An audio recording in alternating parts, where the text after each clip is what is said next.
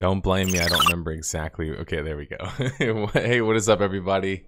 I am Nerd Slayer, the host of Six Pixels Under podcast, and this is episode 10.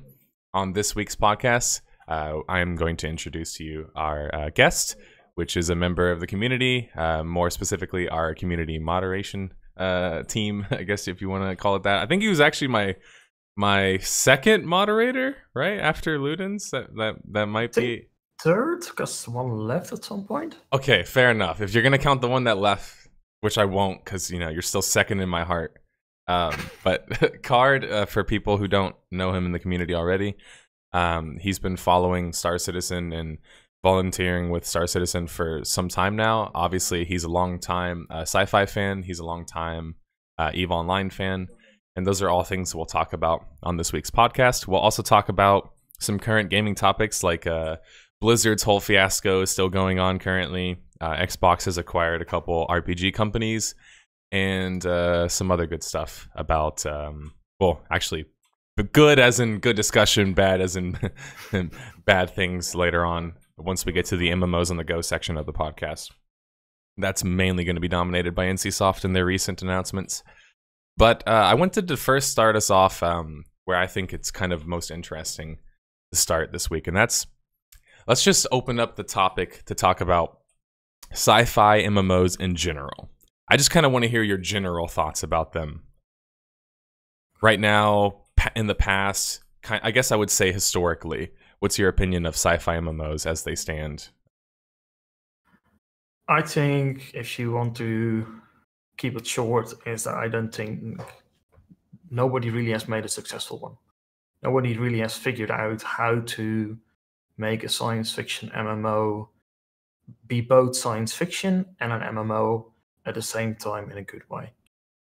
Now, I will say the caveat where that comes is that I only played so many games, and my MMO journey really started actually on the fantasy side in, shoot me, World of Warcraft in the vanilla days.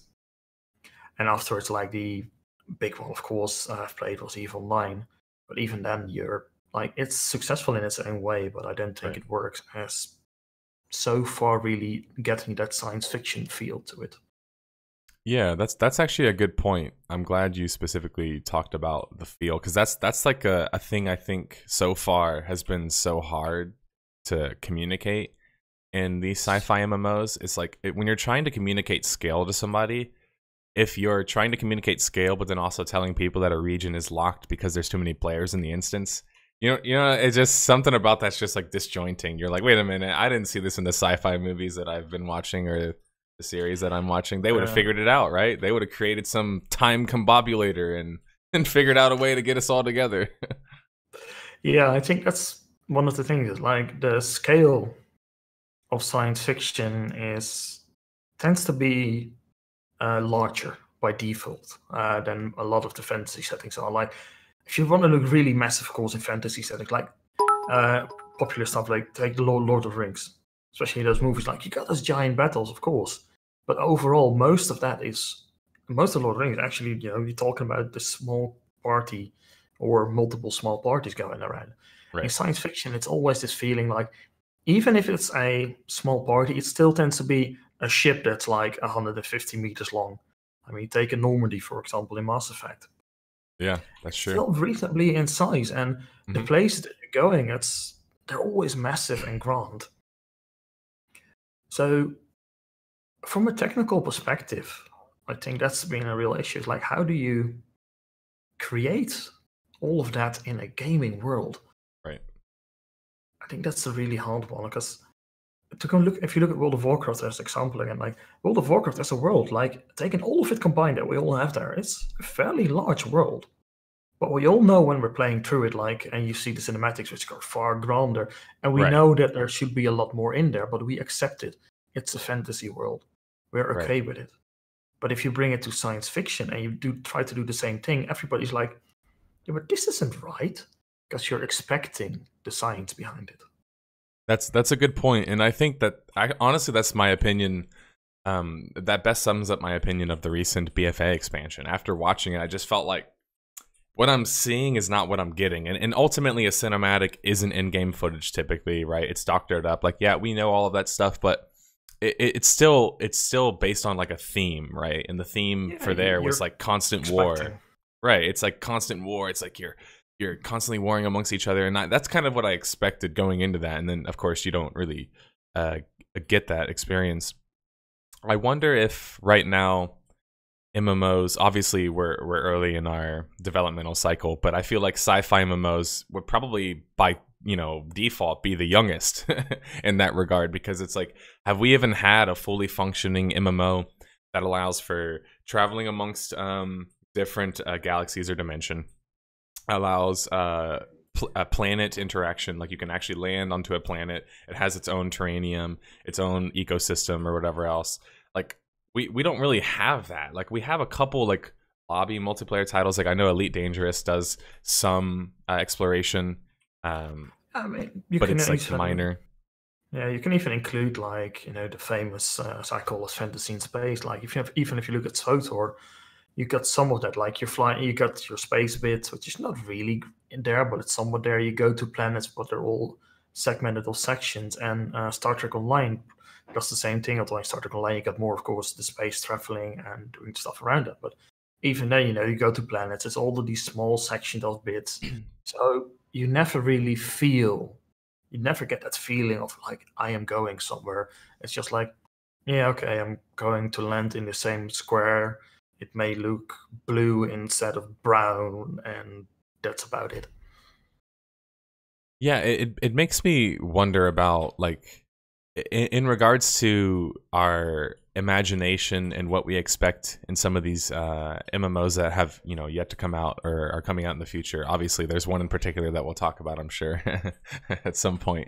But I really wanted to talk more about, at least right now, first talk more about the current and recent sci-fi MMOs. And you got me, I remember my thought now. You reminded me of Star Wars Galaxy. So great game. I love the MMO. Whatever else, I've already talked its head off at this point. But there is one thing in particular that Star Wars Galaxy suffers from, and that's that its space is just an extension. It's not a fully like developed way to play the game. Like it's basically like you could theoretically load into the game, immediately try and get a ship, and then immediately try and just live in space or whatever else. But you have to buy your parts on land. You have to interact with ship traders or ship keepers on land. And if you want to have money in the first place to even buy a ship or your initial parts, you're probably going to need to grind on land as well. Not to mention, in that game, space travel is based on instances. So it's like each planet has its space. Kashyyyk space, I don't know, whatever. Loke space, Dantooine space. And then you have the space for the next zone. So it's like basically the only space in the game is surrounding planets. So that in itself is already, very, very minor. But then, of course, there's zero way to explore. There's zero exploration when it comes to space in a game like Star Wars Galaxies. And that, to me, is why, even though I love the game, if we're going to talk about a sci-fi MMO, it does a pretty poor job of being a sci-fi MMO. There's no exploration. Exploration, it's like the question of people, like, how did you get into science fiction? Why do you love science fiction? Like, the two major ones are, of course, Star Wars and Star Trek. Like, myself coming from Star Trek, like, why do you like science fiction? I mean, the opening of Enterprise, it says it all. It's actually like, these are the voyages of the Starship Enterprise to explore new worlds, to seek out new civilizations, to boldly go where no man has gone before. Right. That's what symbolizes science fiction in so many ways. That feeling of going out there and to find new things, to see new things. And that's such an incredibly difficult thing, I think, to put into a game. And that's what probably has been limiting factor for a lot of the games that have come out before. Because, like, how do you get all of that, but also still make it feel like if you're in an MMO? Because space is vast. It's mostly empty. Like in games, and even in movies, we pretty it up with they're like nebulas everywhere because they look pretty. But in reality, of course, like space is mostly just empty. So how do you get both the feeling of like I'm exploring to space and these vast, well, distances without being like I'm always alone, which Elite has a fairly decent issue with. Like most of the time when people say that, you're just alone. Right. That's my There may main be- problem with that game. There may be like there could be literally 1 million people playing Elite, and you could play for a year and not see a single one of them. And then you're like, is it really an MMO at that point?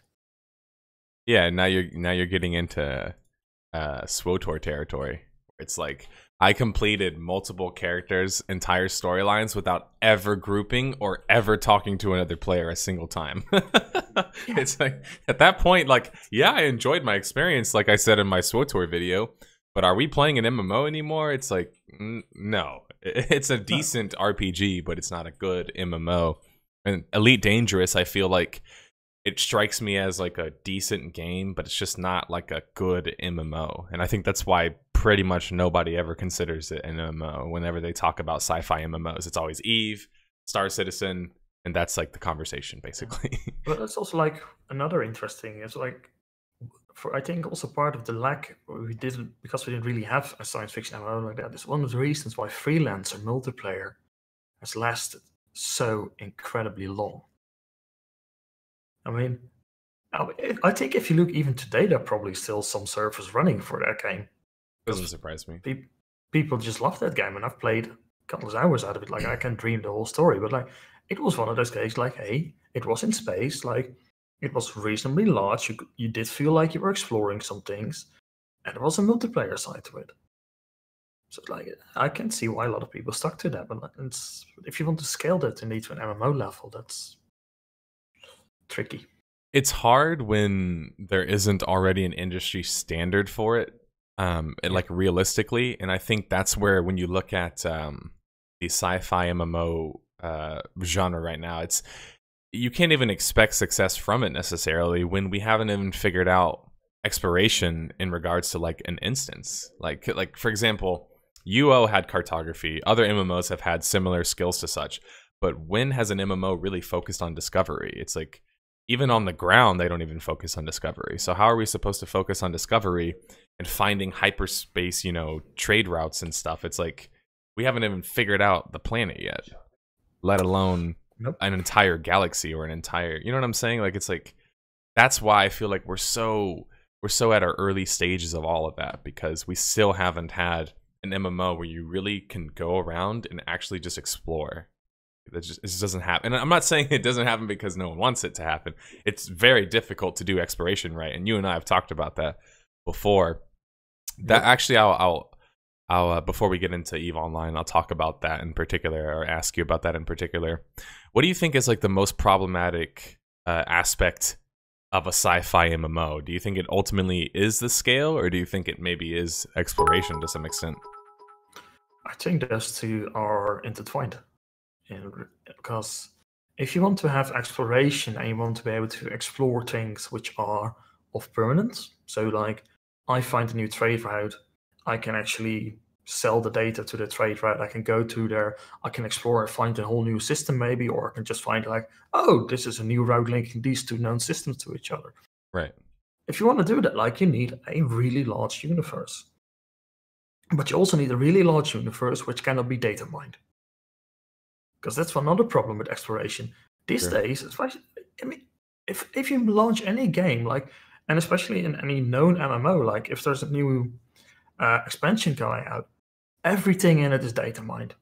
Everything is just known from the beginning if the developers put it in there. But if you want people to explore, you need to put it in there. So it's a bit of a catch-22 in that aspect. It's also risky, right? Right? Wouldn't it be risky if it's there for someone could figure it out by data mining from a developer perspective, which, nerds like you and I think about as well. And from that perspective, it's hard to just tie it behind a gameplay, I don't know, some form of progression, because if everyone just figures it out, then bam, your entire game is, your entire source of content is done. It's like, oh, I made enough exploration content, which theoretically should last 3 years, and within a week, everybody has done it because the data mined all the access points. Right. So there are probably ways around it. I mean, no doubt if you wanted to. Right. But it is one of those things that you need to consider and develop the skill. I mean, on the other hand, of course, you could say like you could do non-permanent exploration. Like you can just find something, you get a reward for it, and that's about it. And also, like I think also problem comes with exploration is like a lot of people expect exploration to be like I said, you find a new wormhole or you find a new system. But exploration can also be finding a small relic, a shipwreck, some new asteroids with minerals and things like that.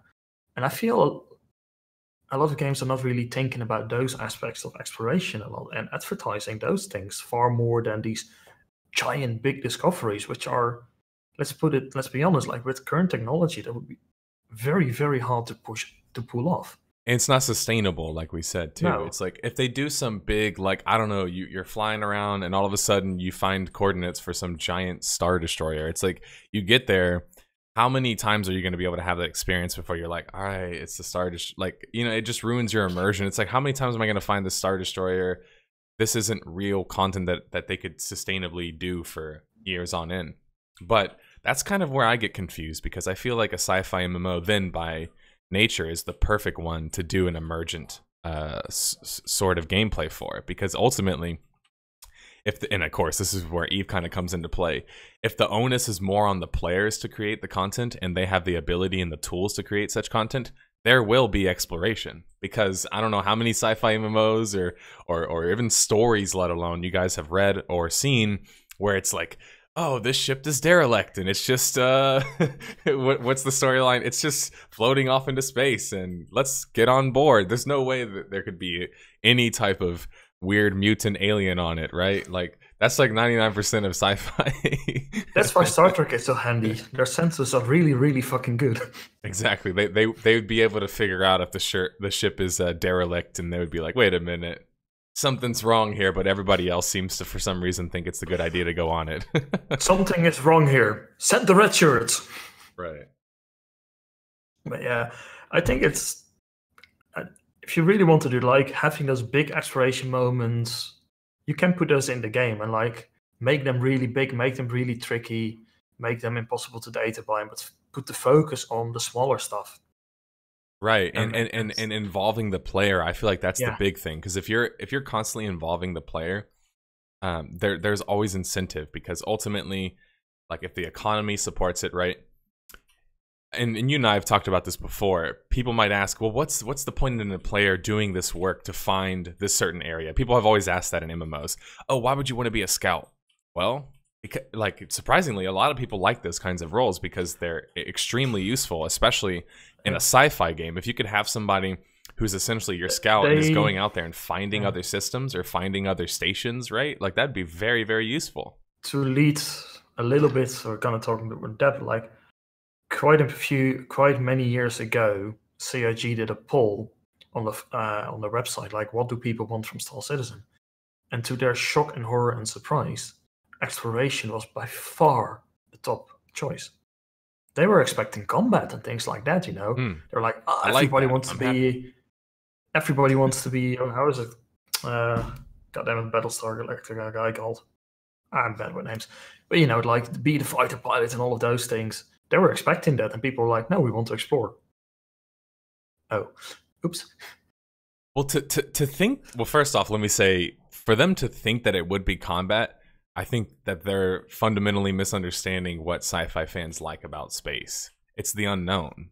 Like, come on, everyone knows that. It's the pale blue dot. It's like, it's the fact that we're so minuscule and insignificant in the grand scheme of things. Like, I don't know about you, but that's the parts that I like. I like the idea that I could, if I'm playing a game, again, theoretically in the game that I would want to play, if I could somehow find a hyperspace trade route that's more effective than a different one, that I should be financially incentivized to find that. And now I should theoretically be making a lot of money because of that. And that's something that we've talked about. There needs to be more opportunities for players to use their own ingenuity and like mind to figure out things like that. And I think that that's where Eve, you know, for the most part, does a pretty good job, because it really allows and tries to maintain, even to a fault in some ways, the idea that players kind of govern themselves and players kind of do their own thing and they police themselves ultimately, as long as you're not like cheating, obviously, as long as you're not completely against the rules, right? I mean, exploration in Eve, like, it's, of course, there's a game mechanic to it, where they like you scan down data and relic sites, and that's like, man, fun. But like the real exploration in Eve is, like you mentioned, more like scouting, and scouting in Eve Online is incredibly important. I mean, gathering that information is crucial to the survival of any gang, regardless of size, or your transport fleet. Maybe, you know, if you even if you're in high security space and you're moving, say, a freighter with a really high value load, you're going to have scouts scouting out ahead to see if there are any known gangers in the area. You're going to check what's on the gates. Maybe, there's some suspicious guys on the gate. Maybe I need to get somebody with stasis web so I can warp out of here quicker. All of those things come into play. And that's also like, it's science fiction in that way also adds a lot of complexity to things. It does. It's like fantasy, one way or another, it is in the end relatively basic. Like, okay, what do you have? Well, you need to do some scouting, but even in your combat, what do you have? Okay, I got some bows and arrows, I got some bladed weapons, I got some mages. You're really pretty much done with that. And in science fiction, like, literally the limit is whatever you want to make it to be. But the key there again is like, it's also like always you say, what do people like about science fiction? Like, they like space, they like exploration, but the nerds about it also, they say, like, good science fiction, the first thing they care about is your science. How consistent is your science? Right. And that's also another really tricky part about making a game or even writing a book in science fiction. Just look at Star Trek. It's horrible. It's absolutely horrible, because never they are consistent. They don't adhere to their own science. Right. If you're going to do that in especially a game, amongst different worlds and stuff like that within Star Trek, right? If you're going to do that in a game, then your game is going to break. So it's basically, I think, the crux of my criticism for the sci-fi MMOs.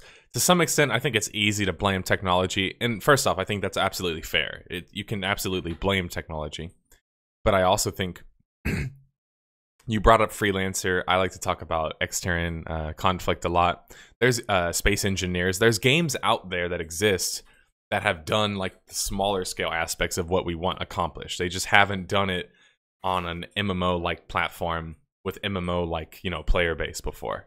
So like that's obviously where like the big problem comes, is how can we do it at scale? Scalability. Right. And so I want to ask about EVE Online for those who either haven't played the game or aren't completely aware of EVE Online. Why has EVE Online essentially been, like, in my opinion, the most successful PvP MMO ever? Like, at this point, it probably has to be the most successful that we've seen. I think the key secret behind the success of EVE Online comes down to economy. Because everything in EVE Online is in the end about the economy. It's all about money. Like, people can say it's about a lot of things, but in the end, it's all about money. If, like, some wars have been fought because somebody insulted another person, you know, that always happens. But in the end, most of the times, it's all about money. Like, okay, we want that area of space because there's certain resources there which have certain values. We're gonna wage a war over it. And oh, you have a play-around station on this moon in high security space. I mean, these days, of course, they got the Citadel stuff, but in the past it were the POS systems. Like, we want that moon, we declare war on you so we can blow it up and we can claim it. Putting that focus on your economy primarily, and you put it in a science fiction area, because space works a lot better, I think, for that than a fantasy setting would do, because of the diversity and also the scale, again, of things. That really works, and they knew what their focus was, and they kept to that focus, and they tried to do some other things to it. And I think, to be honest, they should have diversified a bit more and ignored some of the community outcry, because it is a lot of the problem right now with EVE people saying, like, it's stale. It's really become stale, because at some point conflicts start to dry out. There's too much money in the economy. It's like, why do we even bother? Right. And so I was going to pull something up on screen. Most people have already seen this before. Can I even pull stuff on screen? I can't even remember my current setup if I can even. Let me see. Okay, so people can see this graph that I just put on the screen. This is a graph that you see a lot of people use in regards to MMOs and different populations. Yeah. I love to show this graph because, as you can tell, in particular, you see EVE Online here, and it just continues to people. It's a little bit cut off. Let me see if I can't really move it, unfortunately. Sorry, guys. It's gonna have to just look like that. But basically, you see the blue or the light blue, and EVE has been in existence since early, I think mid 2003 or something like that, and has continued to make. And I did the math. Basically, after their first year and a half or 2 years, basically they made a 50,000 player increase. I think it was every year and a half, right? And I love to show people this because on the surface, EVE Online doesn't seem like a big popular MMO, right? If it's the biggest numbers apparently that it's ever reached, people speculate is 300K. You've probably heard that number before, somewhere around there. People say that's as big as it's gotten before. In this big scale of things, or big scheme of things, when you compare that to WoW, obviously people are going to say, well, that doesn't really seem like it's that good, right? That's more like precursor success. But I think in the case of EVE, if you look at the kind of game that it is, it's already successful. That level of interaction between player base, but also managing to do it for that long, that consistent. I think that, first off, round of applause for them. And unfortunately, bad timing, considering they just got bought out. Yeah, but that's the point. Is EVE has been doing fairly reasonable for its time, and only I think in the last 1-2-ish years that it has been declining a little bit more rapidly than before, because it has been on the decline. Make no mistake about that. Right. Yeah, and I should say that just so people know. Yeah. The problem is, of course, with the developers behind it, that they are famous for launching failed projects and spending a lot of money on it. So that's the reason why I think in the end they were pulled out. But I think you and I are on the same page there, by the way. I also think that CCP. First, let me just say this for people who don't know.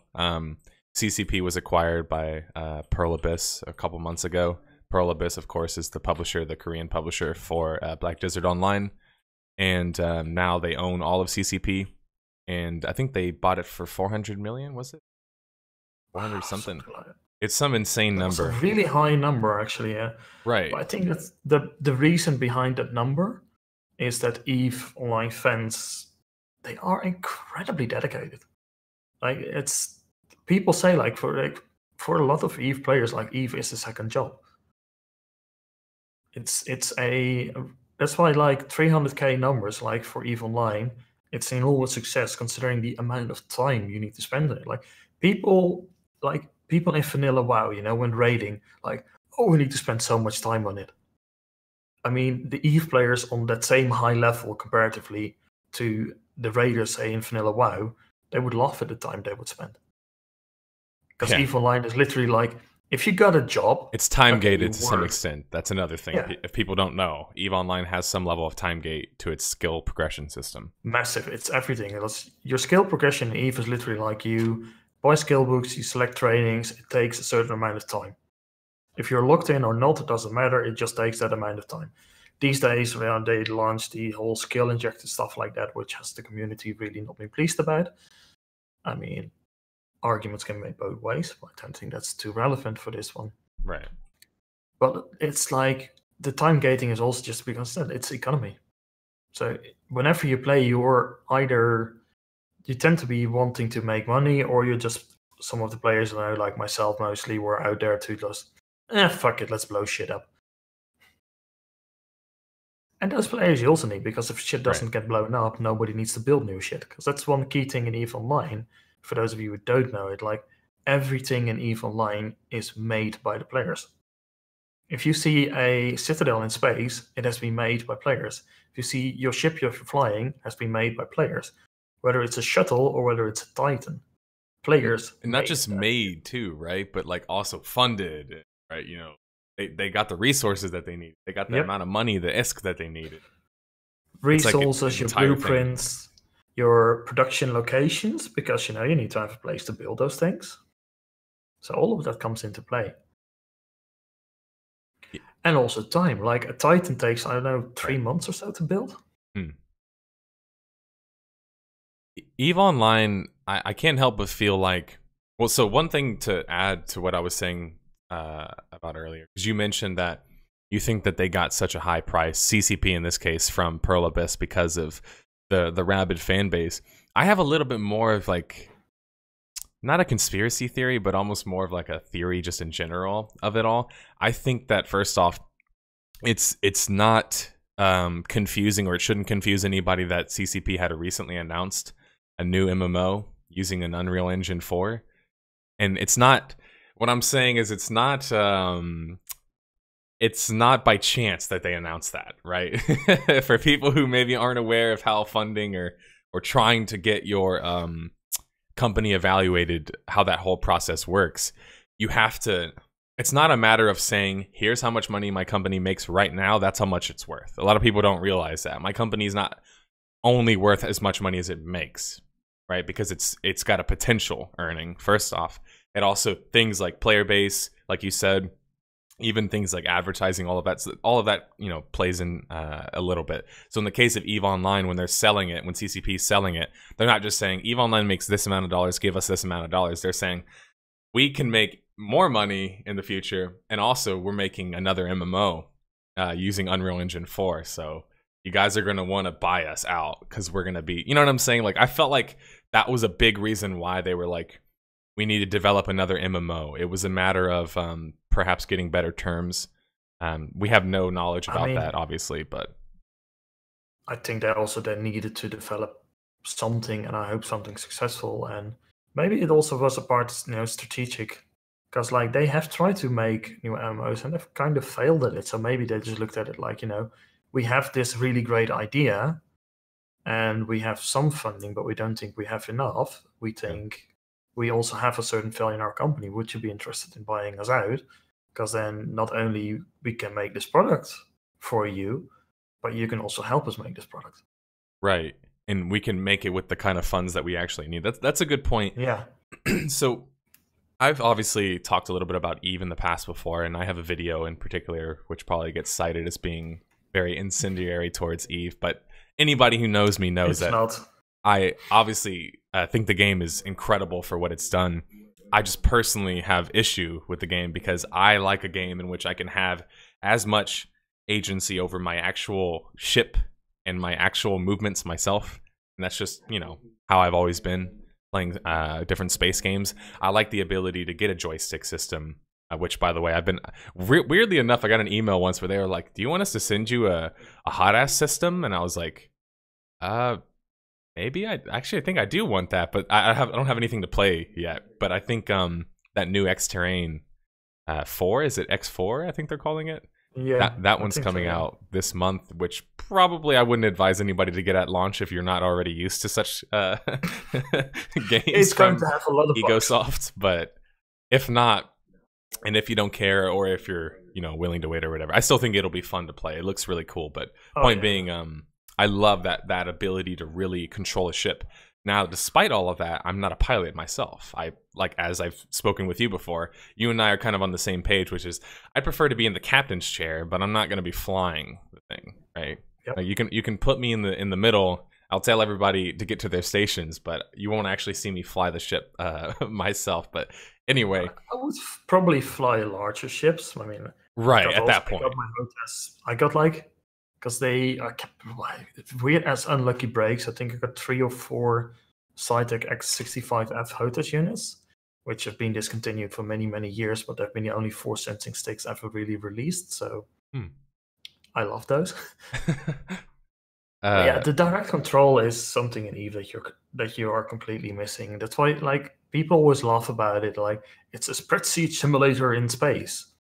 And you know, yeah, they're somewhat right. I mean, you're not entirely wrong in that aspect, I would say. It's an oversimplification. Like I don't Yeah, it even is. as somebody who kind of believes that to some extent, it's a bit of an oversimplification. The thing about Eve that I feel like a lot of people don't understand, you know, in particular, I think I can speak for the two of us. You and I, based on my knowledge of you, we're sort of people who are looking at a bigger picture idea, but also can enjoy the small, you know, day-to-day interaction of something.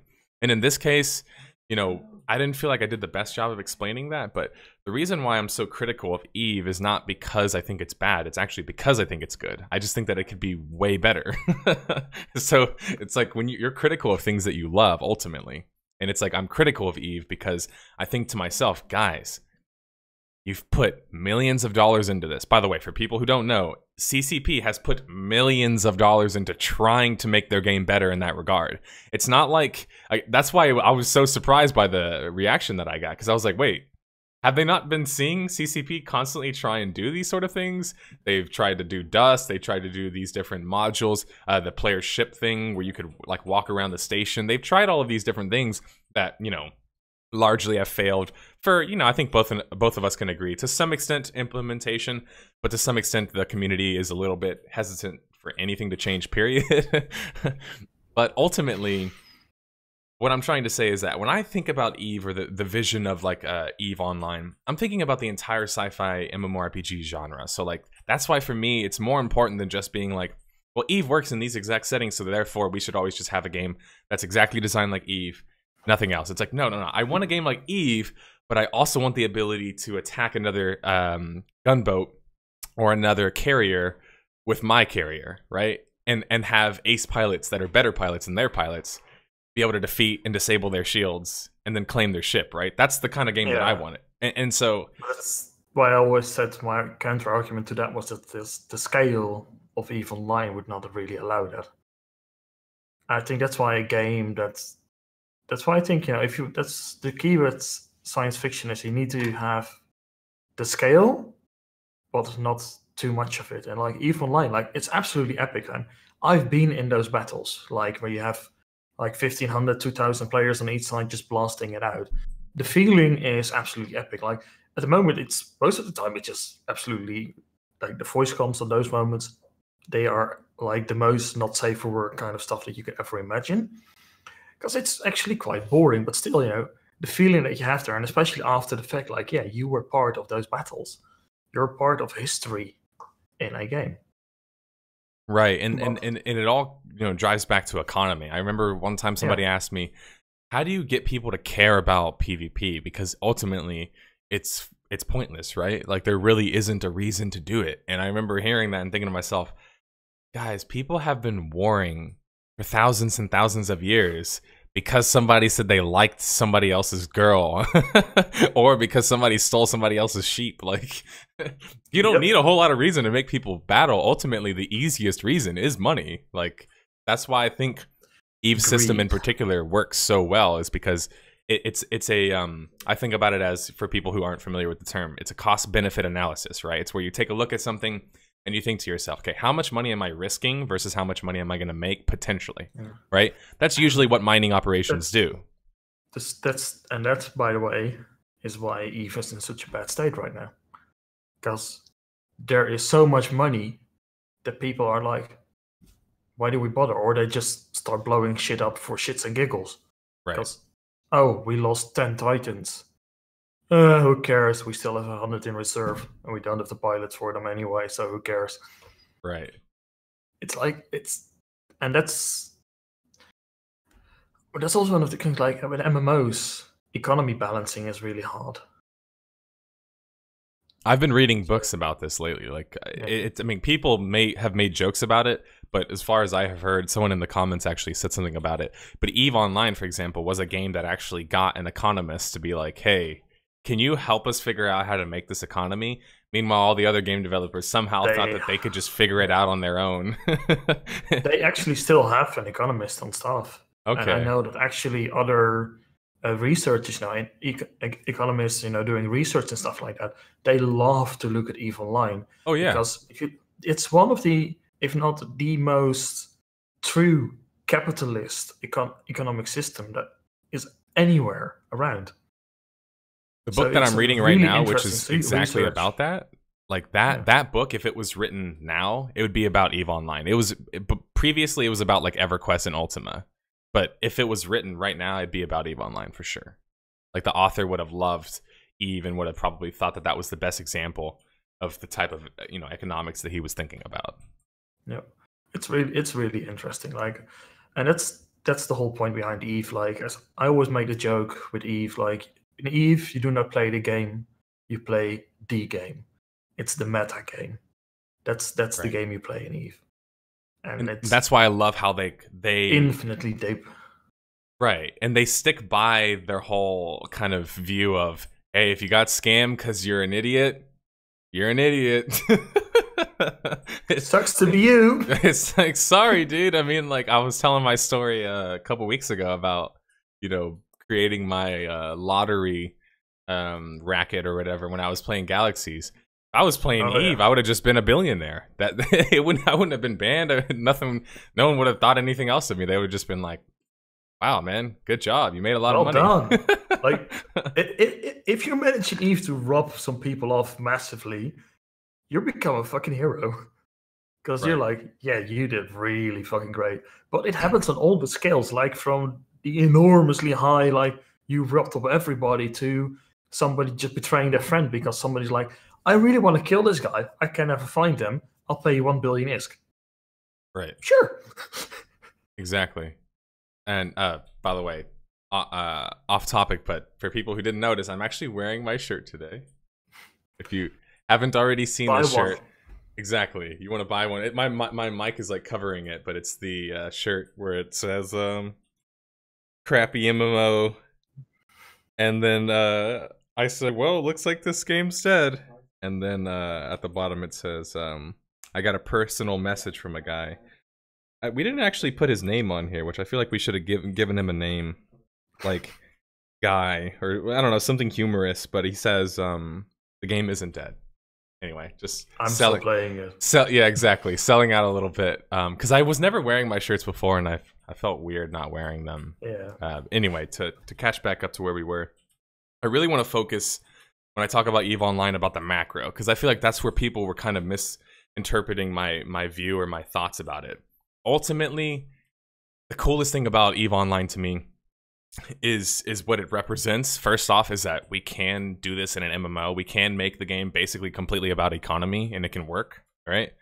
That, but more so, what I respected the most about CCP, first, let's just say, CCP obviously, as you mentioned, wasn't so successful in all of their other, different ventures, the World of Darkness thing, the multiple different adaptations we've talked about in regards to EVE.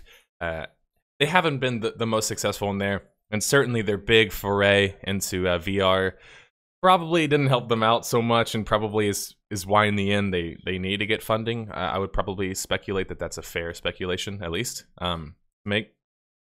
But I can't really fault them, and this is where I feel like people are a little bit too hard on companies like CCP. It's like, yes, everyone says to me, oh, well, we don't want that because whenever CCP does do it, they mess up. It's like, that's not a reason to not want things to evolve, right? In a market, right? It's a reason, but is it good enough to stop any sort of innovation at all? It's like, ultimately, we, as in like sci-fi MMO fans, should want CCP to somehow find a way to increase planetary interaction. Like, and I don't mean your skill, like, in the game. I mean, like, actually... Oh, yeah. Being able to like get on the planet and stuff like that.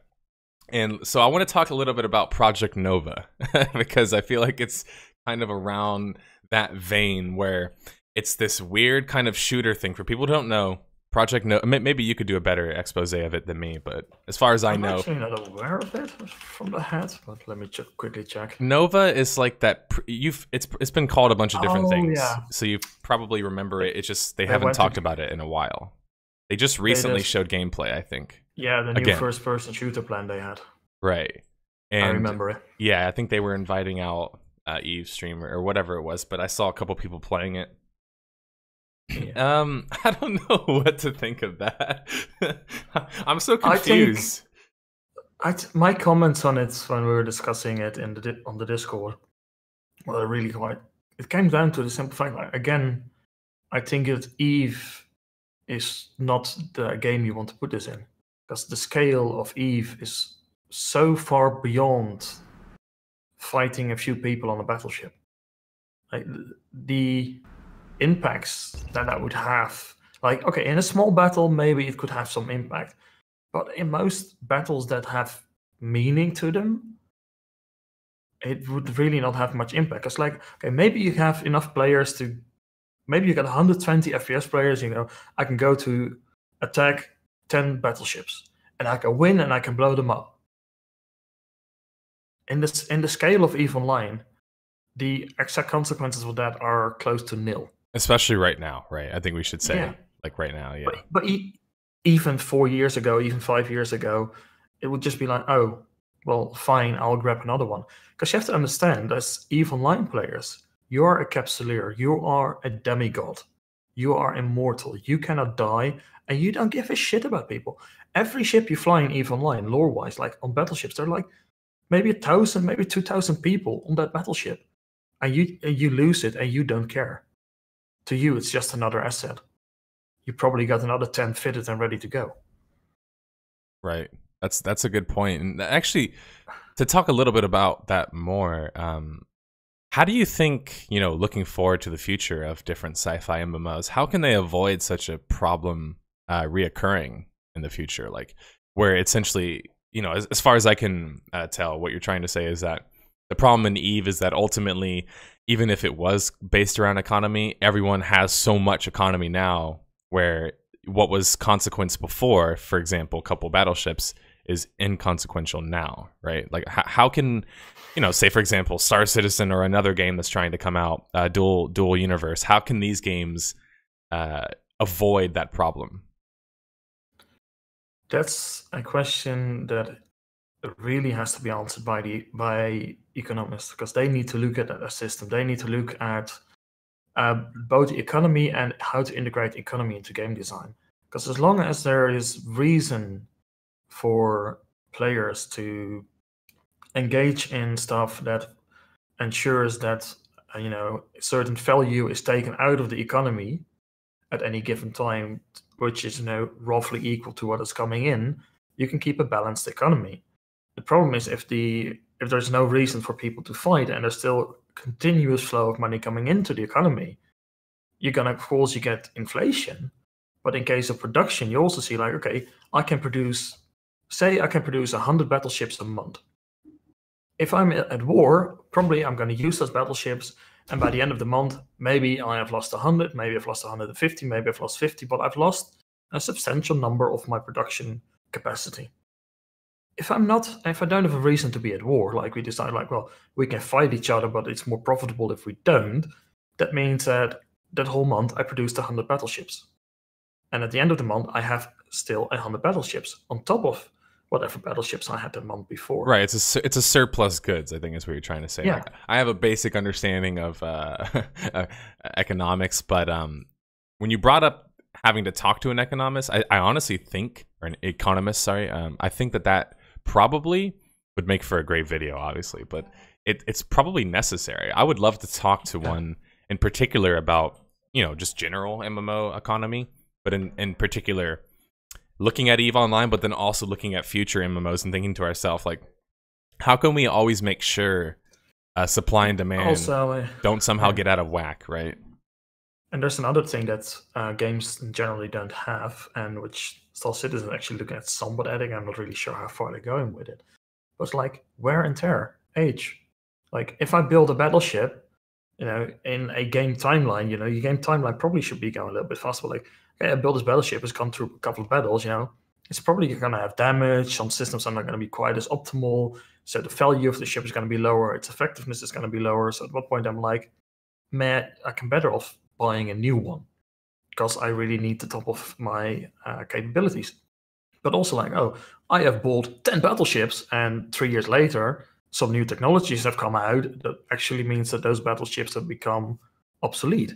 Right. That's actually a good point. That's a good point. That's how it works in reality. The real world. Right, exactly. In the real world.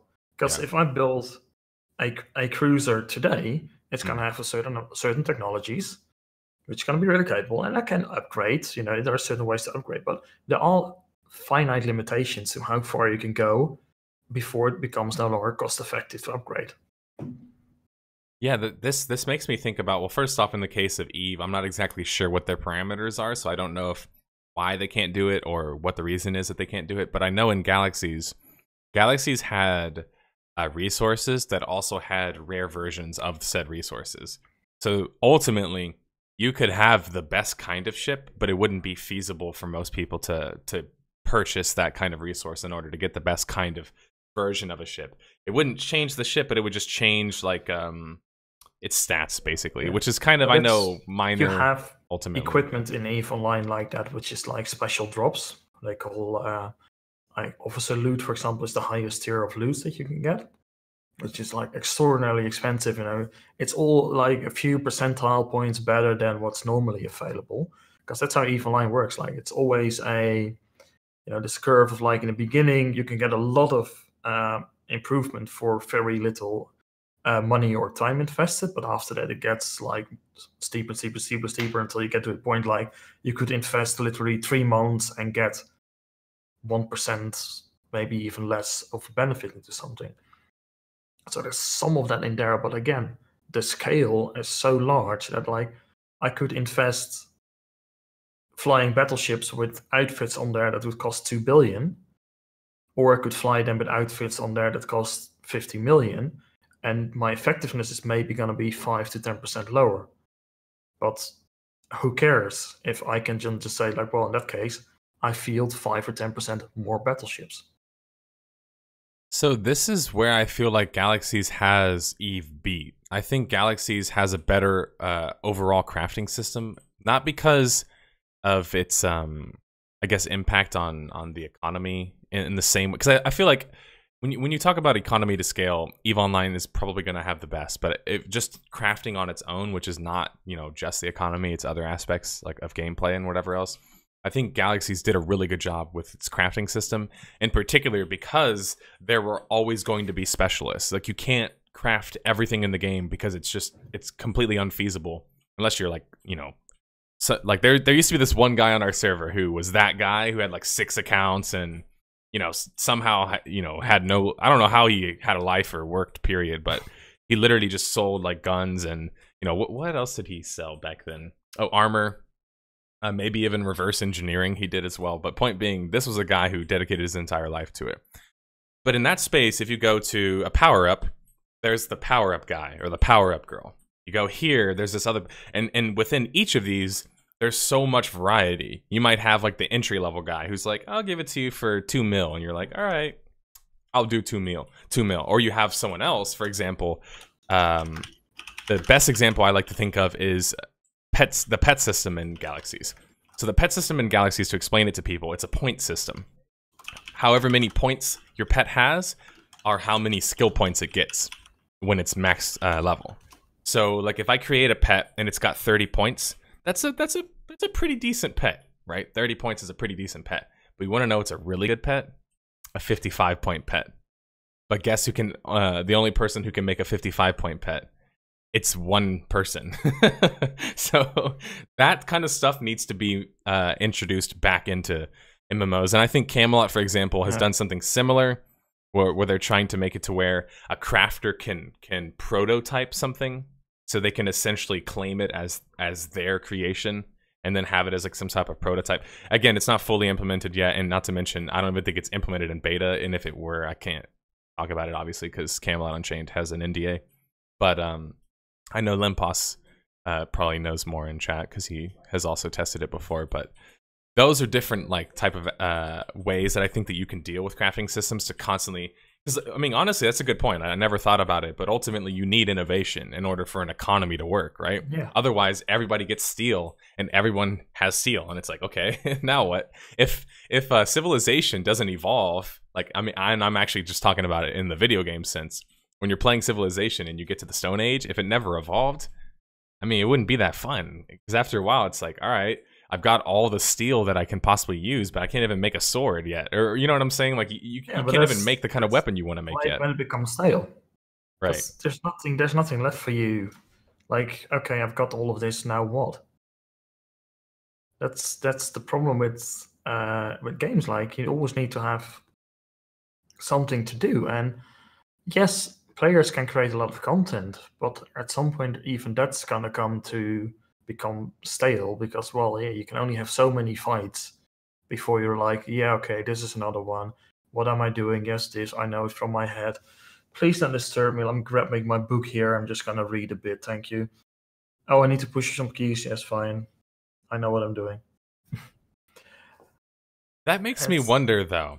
And so now we're starting to get into the transition phase where we're going to start talking about Star Citizen. But from Eve going into Star Citizen, do you think that there's like much overlap? And I know on the surface it's easy to say yes, but I'm just curious, like, as someone who's played more extensively than most people, do you think that there's a whole lot of overlap there? Are those same players going to be attracted to it, you think? I think there's close to zero overlap. I think it's like the overlap is it's science fiction. Because you go from a game that's about massive scale economic warfare where players rule everything to a game that's small scale where players are just a small fraction, where the economy is mainly controlled by the system. The players only have so much influence on it. So it's like Apple versus Microsoft? No, I'm just kidding. But it kind of does seem like that. You've got an open system and a closed system. It's two complete different game design philosophies in that aspect, really, where they're looking at.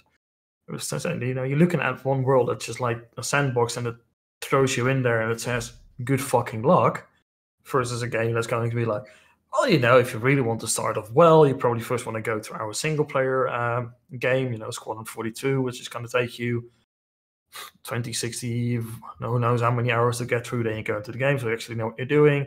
Maybe you already have your ships, maybe you're not. So you can work for some people, you can earn your way up to a ship, or you can rent one, you name it. But you're all part of a very controlled system in many ways. Like, there's going to be more areas, of course, there's going to be less control. But you're not talking about a EVE Online system where it's literally like, I'm planting my flag. This is mine. Because you can plant your flag as some players, and then a Vandal fleet shows up, and you're going to get wrecked. Because there's no way you can defeat a Vandal fleet. So I guess I'll start it off with, okay, obviously Star Citizen. There's been an awful lot of talk about Star Citizen, even more so recently. They had their Star Citizen Con thing. They also recently CitizenCon. This was my volunteer shirt from last year. Okay, so they just had that the year before.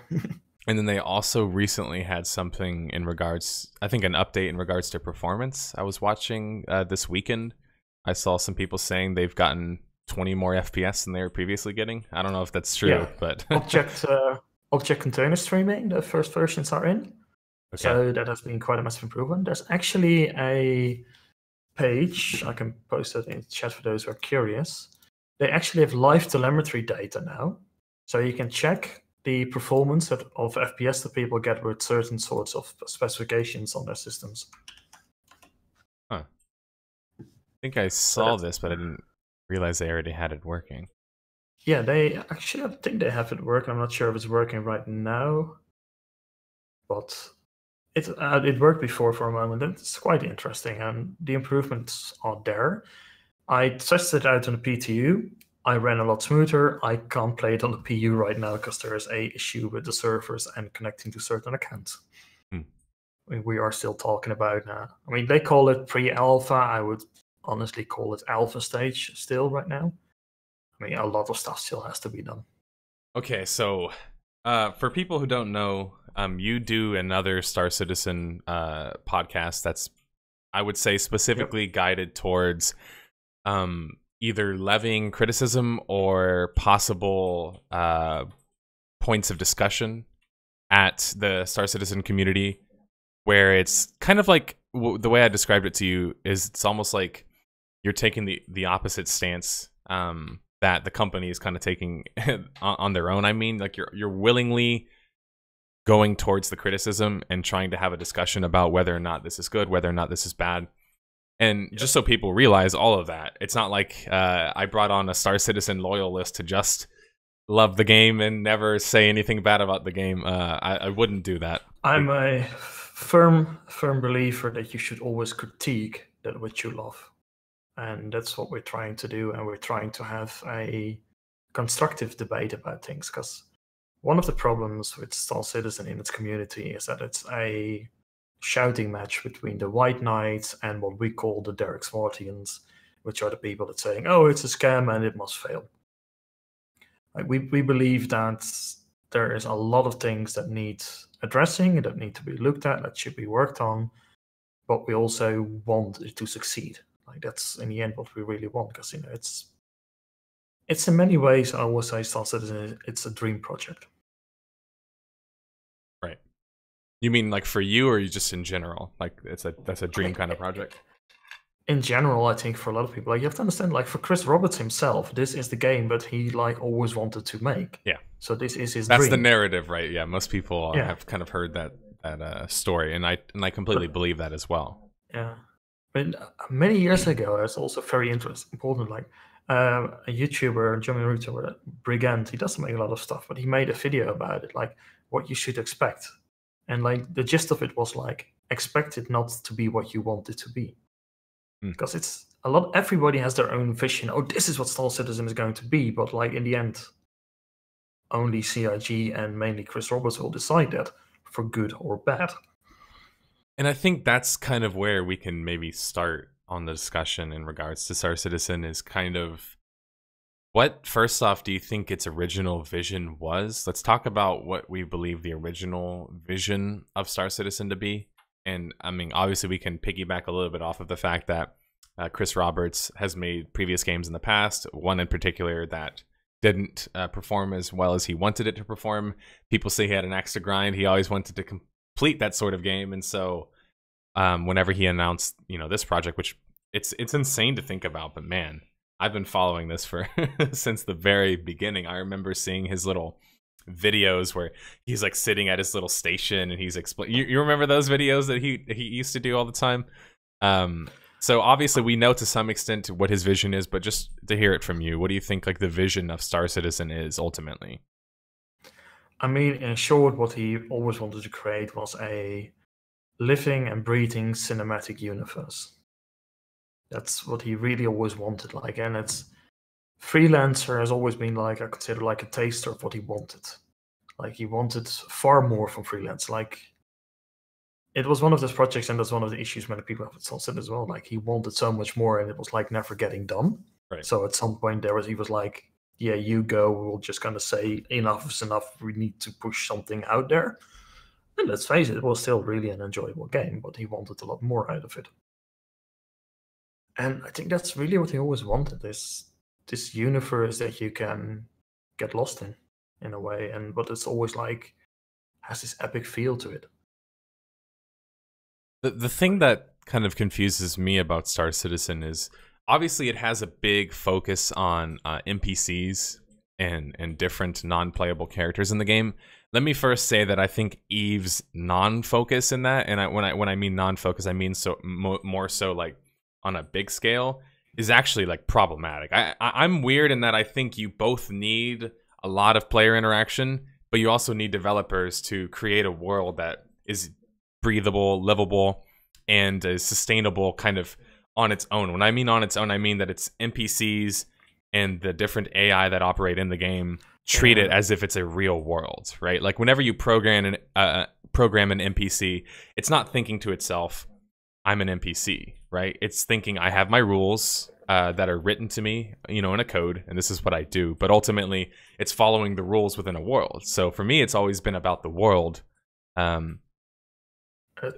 that was a little bit much, but yeah, but the world is pretty much where it all comes down to. It's like everything needs to adhere to the rules of whatever world you create, and whether that's a fantasy world or whether it's the science fiction world, I mean, it needs to work within it, and it needs to all make sense. And if your world is mostly empty, then it's going to feel empty. You're not going to be feeling immersed into it. And that's, of course, like, yeah, it's the most overused word when you talk about Star Citizen. They talk about their immersion. Like, that's what they want people to be. They want people to feel immersed.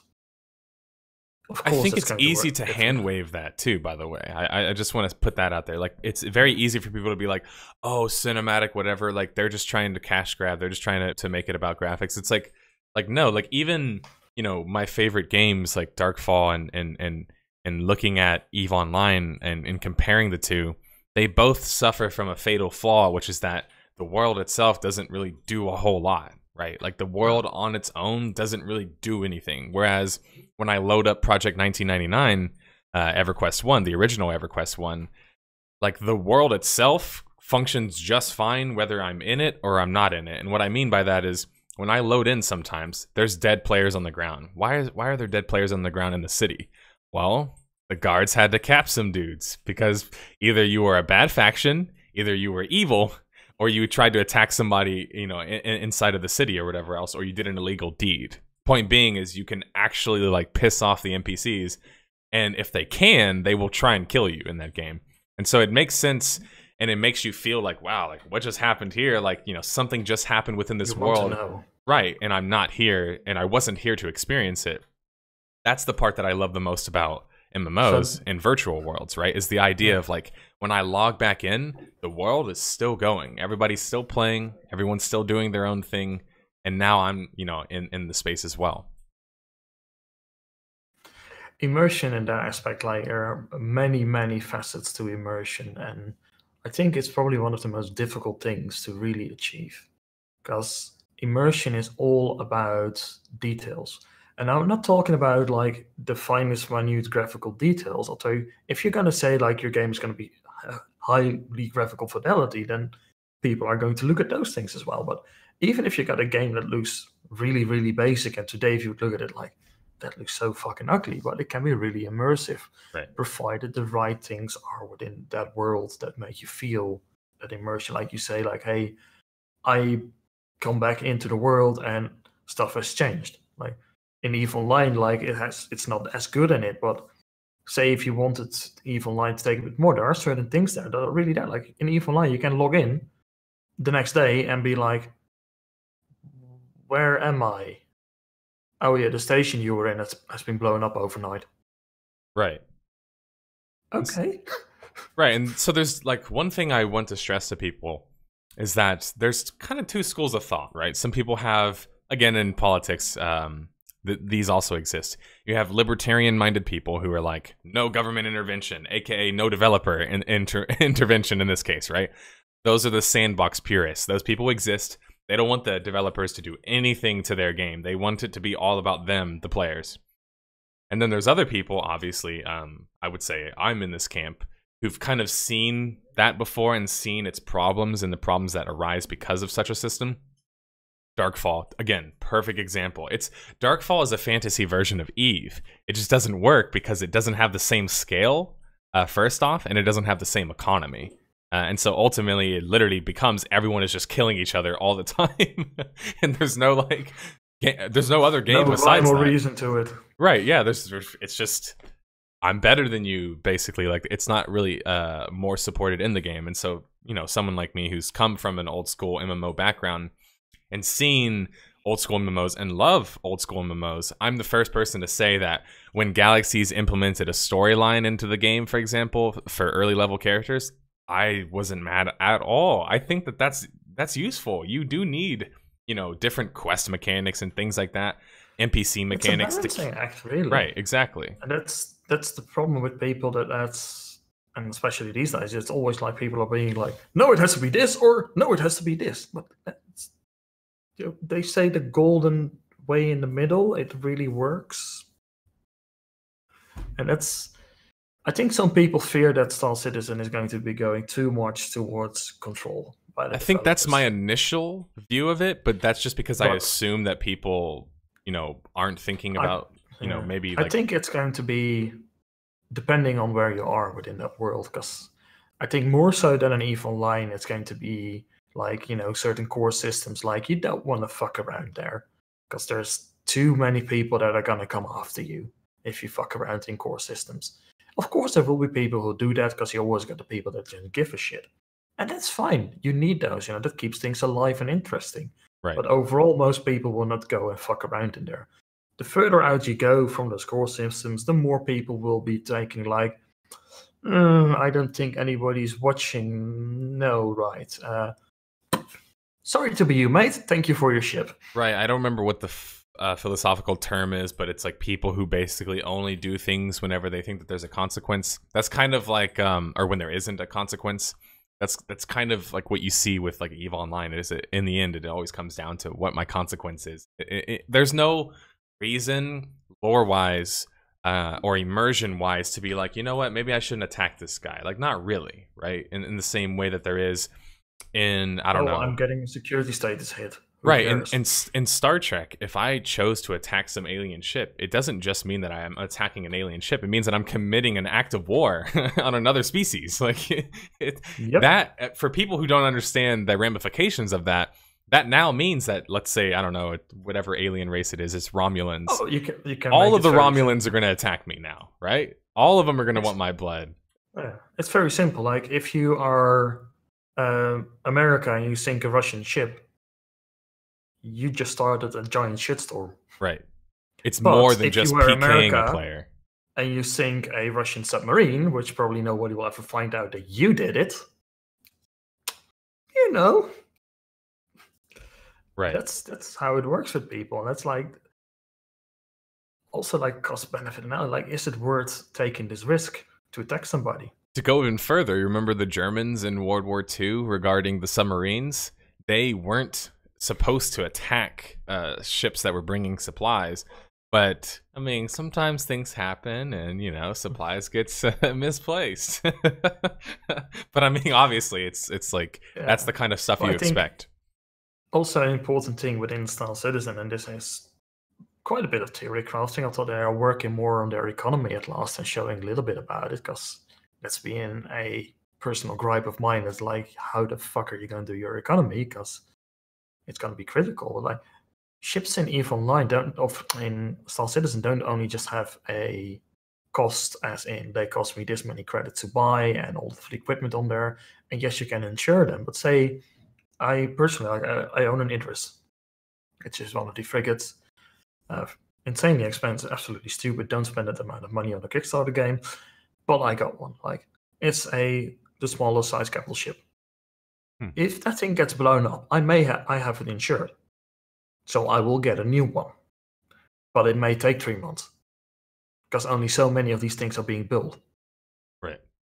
So your insurance company has to put in an order with Age Dynamics, which are the manufacturer which built that ship, to say, like, you know, we need one of these ships with the following stuff on there because one of our clients lost theirs. I think, in a weird way, and I'm going to make a kind of strange connection here, but people are starting to realize with these games, and I see this a lot with Star Citizen and the kind of the criticism it gets from the EVE Online community, but also like the sandbox community, is I think what people are starting to realize first off in game development is that if you leave everything up to the players, kind of everything goes to shit, right? Yeah. If a player can exploit a market, he 100% will exploit the market. And so I've done that. Right, and I've done it as well. And so for me, you as a developer can't be naive and think that if we leave everything up to the players, they'll figure it out. Alignment systems, come on. All the players will figure that out. Well, guess what they used to do in Darkfall? In order to stay blue and not go red, they would buff and heal the NPCs that other players were fighting against. So they would actually get them killed by the mobs and then loot their stuff, right? And looting graves back then wasn't, it didn't flag you, which is stupid in itself. But point being is, like, players find a way. Always find a way. Right. Yeah. And that's why, in my opinion, in these games, and that's why I'm not, you know, despite some people's criticisms of Star Citizen and like the systems that it's trying to show off, I'm totally okay with developer intervention. But if you're going to intervene, you better not lose all of that other aspects of player agency and player interaction and player choice, right? The key reason to intervene, there are two main reasons. One is content, because intervention from a developer can create content. Like saying EVE Online, there are like these rogue drones and some other factions that are around. Like, as a developer, like if you would put me in charge of EVE Online, I would have those factions do massive raids on player-owned space. Right. Because that can totally fuck up everything. So that would be really interesting. Another important thing is consequences, which we also talked about before. In games, if there are no consequences to whatever you're doing, it's not really fun. And it's also not really going to make you think about things. That's what I'm saying. If I lose my ship, maybe I get a new one, but it takes me maybe 3 weeks, maybe 3 months. That's going to make me really consider when and where I'm going to risk that ship. Because that ship, for me personally at least, like, it's also the means I make my money. You know, I'm a mercenary. Exactly. So losing an asset like that is losing an asset, but also losing potential income that I could have had from that asset in the time period before I get it replaced. I may also lose my pilots, for example, because I got 3 fighter pilots on the ship. They may be like, you got nothing for us to do, so you're not paying us. We're going to fly for this other guy. Right. That's kind of where, in regards to Star Citizen, I get a little bit wary. Is like, I want all the systems in the game to be able to steal somebody's ship, take their cargo, and somehow hurt their economy. In my opinion, if you're going to have a good space game, those are all things that you need, right? Yep. I can do basically all of those things in games that already exist that have space combat. So it's like, I expect at least like that to a small level.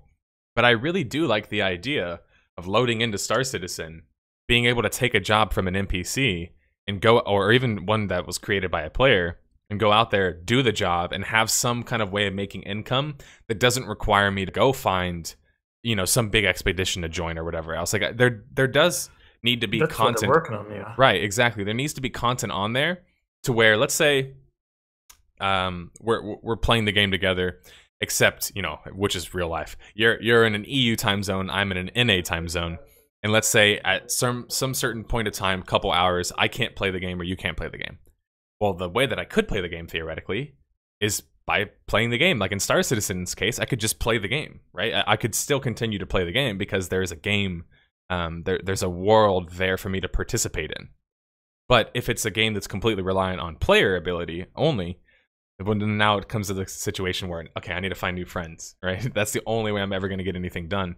And yes, some people would say, but why would an MMO need such a system when, like, the real world doesn't have it? Well, that's because the real world, and despite us admitting to it or not, the government is kind of the NPCs, right? I mean, let's be honest here. On average, they're the NPCs.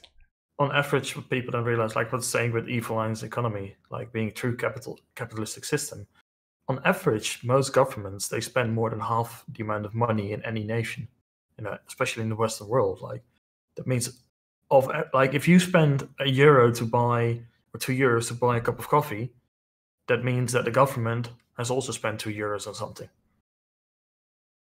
So it's like they are. You're connected despite not thinking you're connected. I see what you're saying. Yeah.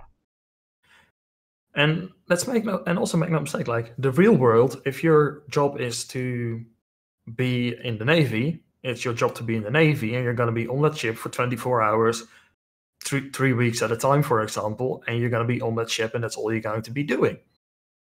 In a game, I'm playing a game. And I don't know, but most people don't have 24 hours a day to play a game. Right, and that's kind of... It reminds me of like Todd Howard's whole recent Fallout 76 thing where it's like, no NPCs, everyone's an NPC, right? Or players are the NPCs. So like the players are gonna, like it sounds like some like schoolyard like idea that you would think of where you're just like, this sounds great. But then you're just like, wait a minute. Players are assholes to each other if they have no reason to not be. First off. My first thought about Fallout 76 was like, and I know somebody that got the game was like, oh, so did you nuke everybody already? Because that's like, if you're going to give me a game like Fallout 76, the first thing I'm going to do is find out where the damn nukes are, find somebody that has built a really nice base out, like they spent a lot of time on it, and drop a nuke on it. I refuse to believe. Right.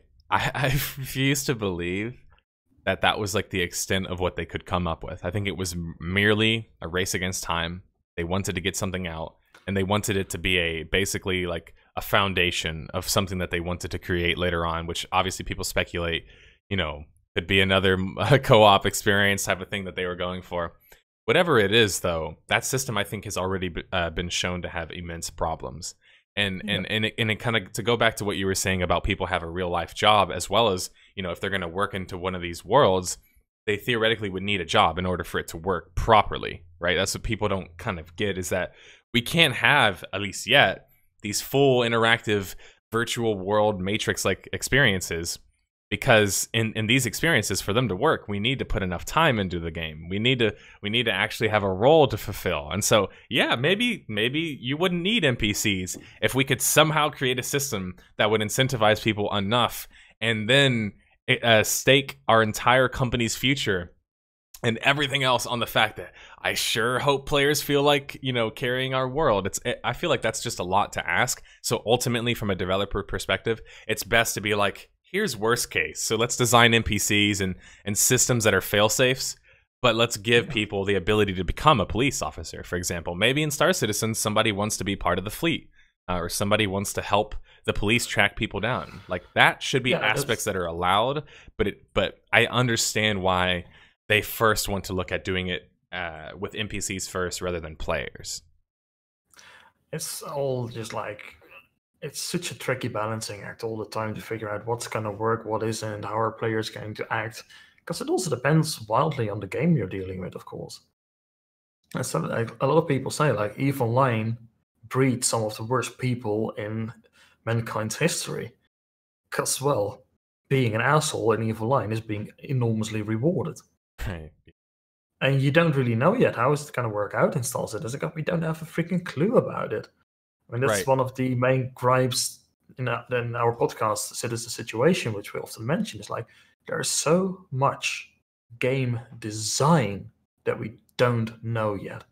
And we're begging CIG just now, start releasing game design documents, start telling us what you want to do, how these things are going to work, because then we can give you criticism on your design documents before you start implementing things.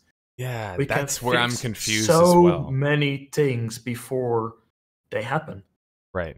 Because we all want this game to succeed. Well, most of us do. You know?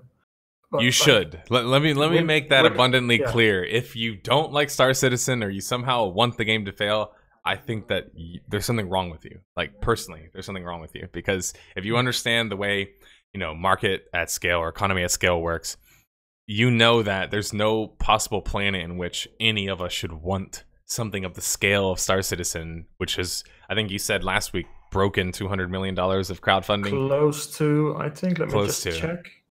It was very close. Yeah, it's 199,690,000 currently.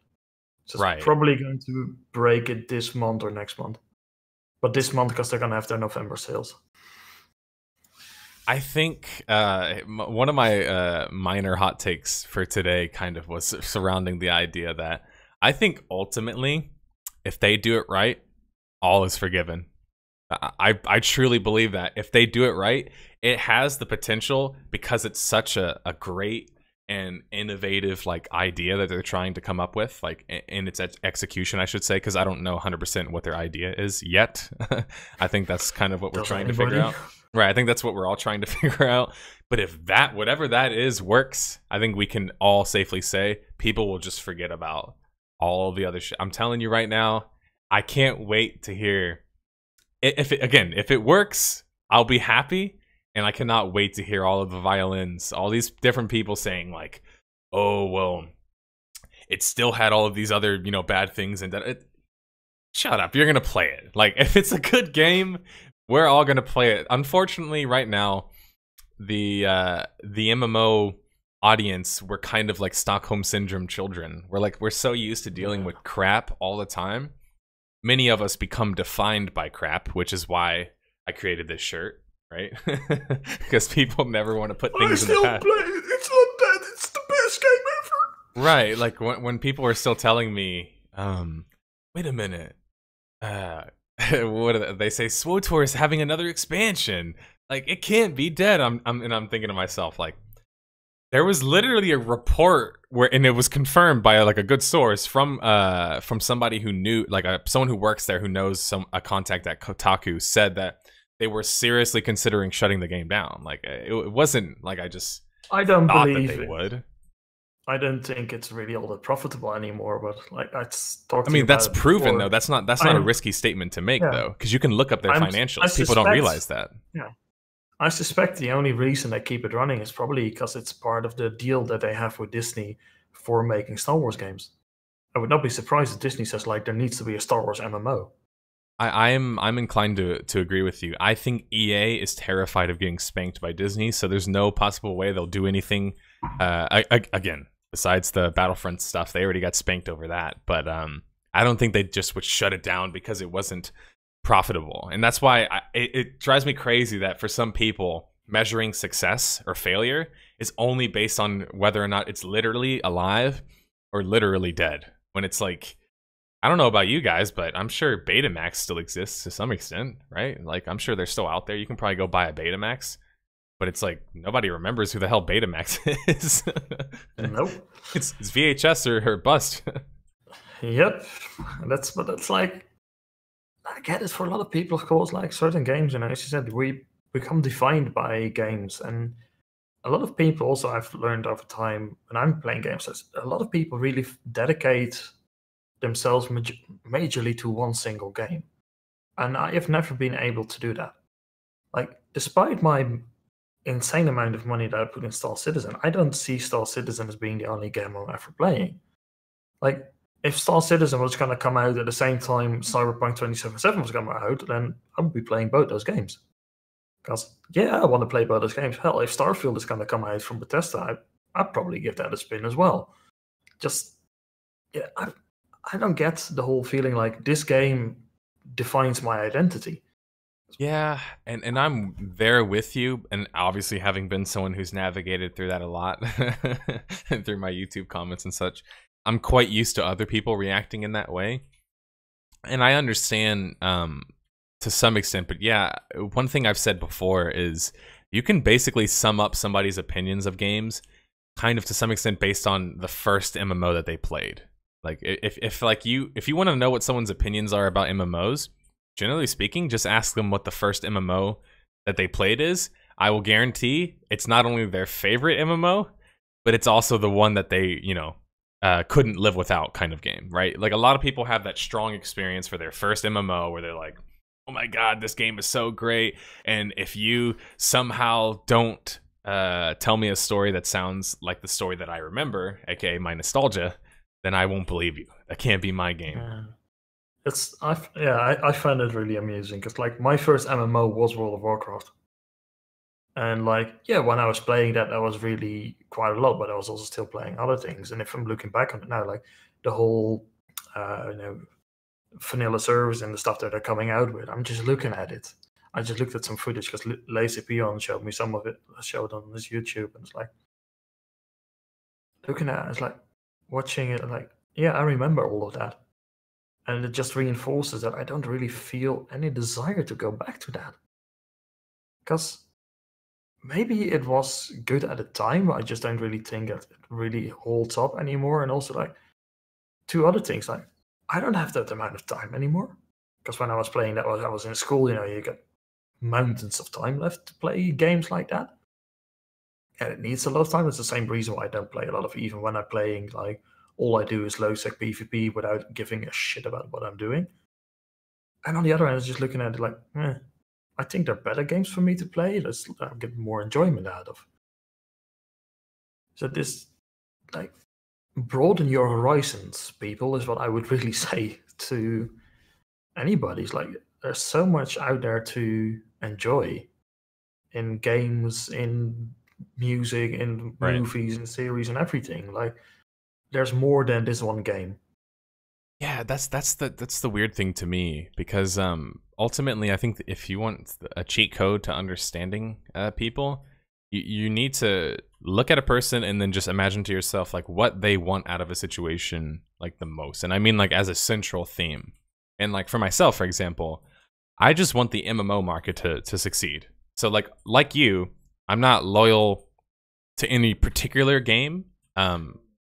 And I don't think, like, for example, if Star Wars Galaxies launches a 2.0 version of the game, maybe I'm interested for nostalgia reasons, but I'm not going to be like, oh my god, yeah, I'm so happy they're making another classic, because I don't want the same games to be made. I want new games to be made. I want more innovation. Exactly. I want more innovation. I want people to be more inventive. I want people to take risks. I want people to try risky business ideas.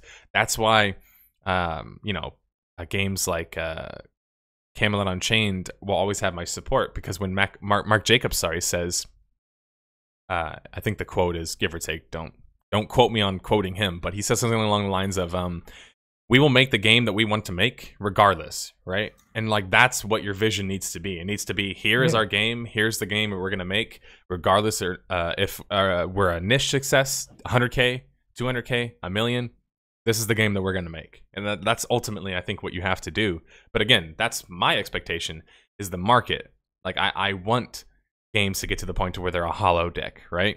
I want games to get to the point to where they're, an actual virtual reality. That's think either a ways off, obviously, but actual full virtual reality is going to be really great. But what I'm personally looking forward to even more is a lot more of in augmented reality. Because just think about it, you could play one hell of an epic MMO just walking around outside with augmented reality. It's true. If you want to talk about possibilities in that aspect, holy shit. I think the augmented stuff for me, so people know, VR and augmented reality. Well, so I want to say first, I think the dream started with virtual reality, but recently, over the past couple of years, technology has kind of shifted towards augmented reality. And my personal reason for that, or belief, having been to these live events like E3, PAX, and seeing all the money people have put into the VR genre, it's like, if I had to explain it, and I think I have before in the past, the best way to explain VR is they only just recently put out, I think, or it's in development right now, a AAA VR game. Like, this is the first time we've actually had a AAA budget for a VR game. I can't remember exactly off the top of my head which one it was, but it's either in development right now or already came out. One game that had serious funding. Like, I'm talking about like millions of dollars of funding, not just $1 million, because I've heard Cliff Blazinski himself say that people keep looking at VR and saying 1 million, 2 million, 3 million. It's not even close to enough money that you need. He said it himself. No. He says, if you want me to make a VR game for you, you need to give me like 100 mil. You need to give me like 10 mil. If you want me to make a good game, I can't make it with 1 mil. And I think that's kind of why everyone's pivoting to augmented reality, is they're realizing VR is way too expensive at the moment. It's way too expensive, and it's also way too limiting, I think.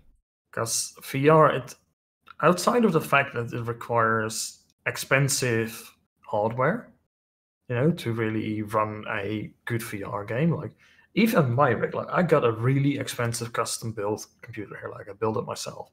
Even mine is going to struggle with VR games. Right. Because just of the insane amount about it. And I still would need to buy a VR headset for it. And even all of that, like, I have tried, back when they called it Project Morpheus, for the PlayStation. I've tried Oculus Rift. I've tried HTC Vive at Gamescom. Like, great thing about volunteering with Star Citizen at Gamescom is, like, you can get everywhere. It's like, hey, you want to try our stuff, we try your stuff. Yep, good, go. So I tried all of those things. And, like, yeah, it's enjoyable, but I have not had any experience in VR that gave me the feeling of immersion. Right. And I think my imagination is better than any VR game right now. Yeah. The whole point behind the idea of VR is immersion. Right. So if you fail at immersion, you fail at making a VR experience, in my book. No, I would agree. And that's what, that's kind of, so people realize, and I'll make it abundantly clear soon, but that's kind of what my vision is like, I look at gaming, and obviously in particular RPGs and MMORPGs, and think, what could possibly be, like, what could be possible in this genre? And that's the thing, is that we can all sit up here and get super sci-fi and super conspiracy theory, and we could be right. That's what I'm saying, is like, there's so much that isn't there already that we could come up with in our mind right now that could be possible at some point. And so like that's why it's so hard to know where our limitations are in regards to ideas, right? Because there's so much that you can possibly think about. But you know, VR is a great idea, but then obviously the technological impact, that's probably the biggest problem from what I've seen personally. Yeah. Like I played a VR game and it had a controller and a VR headset, and I'm thinking to myself, who's gonna pay $60 for a controller and then like $600 or $300 for a VR headset? Like that's how I felt. It's like you're in that case, you're expecting your customer to spend upwards of like $700. It's just not just realistic. The VR stuff, and then you're also expecting them to spend $3,000 on a computer to run it. That too.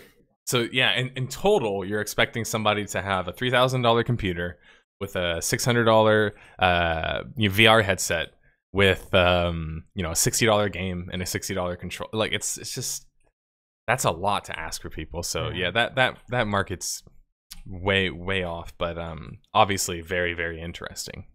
I hope they keep developing it, because I mean, if you really want to ask me, like on one side we got the whole holodeck idea, which I think from a technological standpoint is going to be really tricky. Another really interesting, of course, thing was, of course, debuted in the was it Sword Art Online anime, I believe the name was. Like, I love the concept that they had in that. Like, the anime itself is rather meh. The first half of the first season was good, the rest was shit. But the whole concept behind it, like literally just uploading your brain into a video game. Right. Like, Dot Hack has done it before too. It's a great idea, and I love anime for doing that, because whenever I want to tell people what I want in an MMO, I basically am just like, look at anime, dude. Like, it's already there. It's already out there in the ether. Like, we've already thought about the kind of game that we want to play. They just haven't made the game yet, you know? Yep. So it's a bit weird to be thinking that far ahead, because obviously, you know, we're some way away from it. I mean, we're talking about science fiction, but that's the great thing about science fiction. Science fiction always inspires. Right. Like, if you're watching anything or experiencing anything science fiction, your mind is always running like, how could we make that possible? Which, like, fantasy is really enjoyable. With fantasy, you maybe think like, start thinking about some stories and stuff like that. You're not going to think like, how it's going to make it possible that I can shoot fireballs? Because it's like, it's magic. You realize it's magic. But with science fiction, looking like science fiction, there must be a way. Like, science fiction inspires. I agree, especially when you start looking to the stars and whatever else. And so I hope as a civilization, and I'm talking about all of Earth, I hope at some point we can just say, screw this, let's start looking in that direction. But good luck on that happening anytime soon. That's why I love, we've talked about it before, but that's why I love the Mass Effect universe. I just love this idea that we're somehow all part of just advancing human life forward. Like, I know it sounds so preposterous for anybody who works in politics or watches politics, but the fun thing about Mass Effect universe, which, by the way, I think is one of the best science fiction universes created in recent times, like, I rate it really, really highly, because if you look at it from a science fiction perspective, like, it actually is really, really good science fiction. But also, people forget, like, in Mass Effect, mankind is not all under one banner. We are still a whole bunch of nations, but we agreed that we're going to have our space stuff going to fall under this one united banner, because we need to stand as a united force against whatever the hell is out there. Yeah, Turian, I think, is what it was at first. The first contact war was with the Turians, which did not really end all that well for us and for them as well, because they were like, who are these guys? We can whack them around. But like, a trope generally in science fiction is when people think they can whack humans around, they find out that humans are infinitely adaptable. I think if I remember correctly, it's like that was a scenario where we basically got some of the rub of their technology. And so if anything, we were kind of better off from having interactions with Turians than not having interactions, right? Yeah, they killed some of us because we tried to activate a certain relay which was not meant to be activated. And they took offense to that, blew us up. We took offense to that, and then all went to shit. And then our technology, if I remember correctly, after discovering the relays in the Citadel, doesn't it jump like hundreds of years forward? If I remember correctly in the story, they say like once they discovered it, it's just like all of a sudden the technology that's with the beacon they found. The beacon they found on Mars. because the whole idea behind the Mass Effect universe is that the technology is all really going to be, as soon as you find a bit of it, it's going to explode to this one level, which is the exact level that the Reapers want the technology to be at. Okay. Interesting. It's a really, really good science fiction universe. And also, it sucks like the third, game obviously has its many faults, but I have to say, like, that first game really captured that feeling of scale with just a single Reaper. And then it's like when you see all the Reapers in the end, you're like, in Mass Effect 2, I felt like you got some of the scale because you're just thinking to yourself, like, we just beat one Reaper and like we still have an entire fleet to destroy. But Mass Effect 3 makes it, I don't know, something about that conflict. You start to think to yourself, like, I feel like maybe they didn't even think this through either. I think I am on one of the sides of the people, which is far fewer in number, that I actually think that the ending, which got a lot of flack, I think it was a really good ending. Which one in particular? Like, you mean like all of them, or like the green ending, or which one did you really like? The fact that you're sitting there and these choices that you're being offered, like a lot of people are like, oh, my choices don't matter at the end. It's like, first off, welcome to life. That's how life works. If you look at most of the choices that you make throughout the Mass Effect games, they have their own consequences throughout the games. Whether those consequences are going to matter in the end, a lot of choices you make in life don't matter even an hour later. Like, they will never come back to you. It sounds horrible. What if I walk outside and I get hit by a car? None of my dreams or aspirations or the one time I gave that young kid a lollipop, none of that matters anymore. I'm dead. No, it doesn't. It's a really sad thing, but that's like at the end of the Mass Effect 3, like you're standing there and it's like, I've got 4 shitty choices. Because none of these give you what you want. You got a choice of doing nothing, which means, well, you wasted everything. You got a choice to think like, I can control them, but we all learned how that works. Because when you look at it, like, Control is the elusive man. They compare it to him, like, and he was already under control of the Reapers. You got to destroy, which means you blow them all up, but you also blow up the Get and also blow up ED. A lot of people say it's the best ending. SWTOR made a video on it recently where he also explained that. And it's like, my problem with that ending is like, we all seen that even inert Reaper parts still manage to corrupt people. So I'm like, okay, I'll blow up all the Reapers. What difference is it going to make if those parts can still corrupt everybody? That was my thinking. Not to mention, somebody could take those systems and use them as a way of just eradicating life again. So it's like, it's still problematic, ultimately. The relays themselves are problematic. Yeah. The synthesis option was like, compared to Saren, they want to join man and artificial machine, and man and machine. Which to me was like, when I made that choice, that was my choice. Because from my personal standing, where I'm coming from, like, I see that as the way forwards, period. And it's like, well, if I got all of these shitty choices, this is the one that I think is probably gonna have the best chance of success, but they're all kind of shit. But that's life. Also, there was that expansion or whatever else, that DLC pack. I don't want to spoil any of that because I don't know exactly yet. I haven't played that one in particular because I refuse to play DLC for Mass Effect for the longest time. I might go back and play it at some point, but I recently saw there's that whole plot line with Arya where you kind of have like the crime syndicate take control after all of that. That's got me interested. Okay, that's one of the storylines that I want to carry out.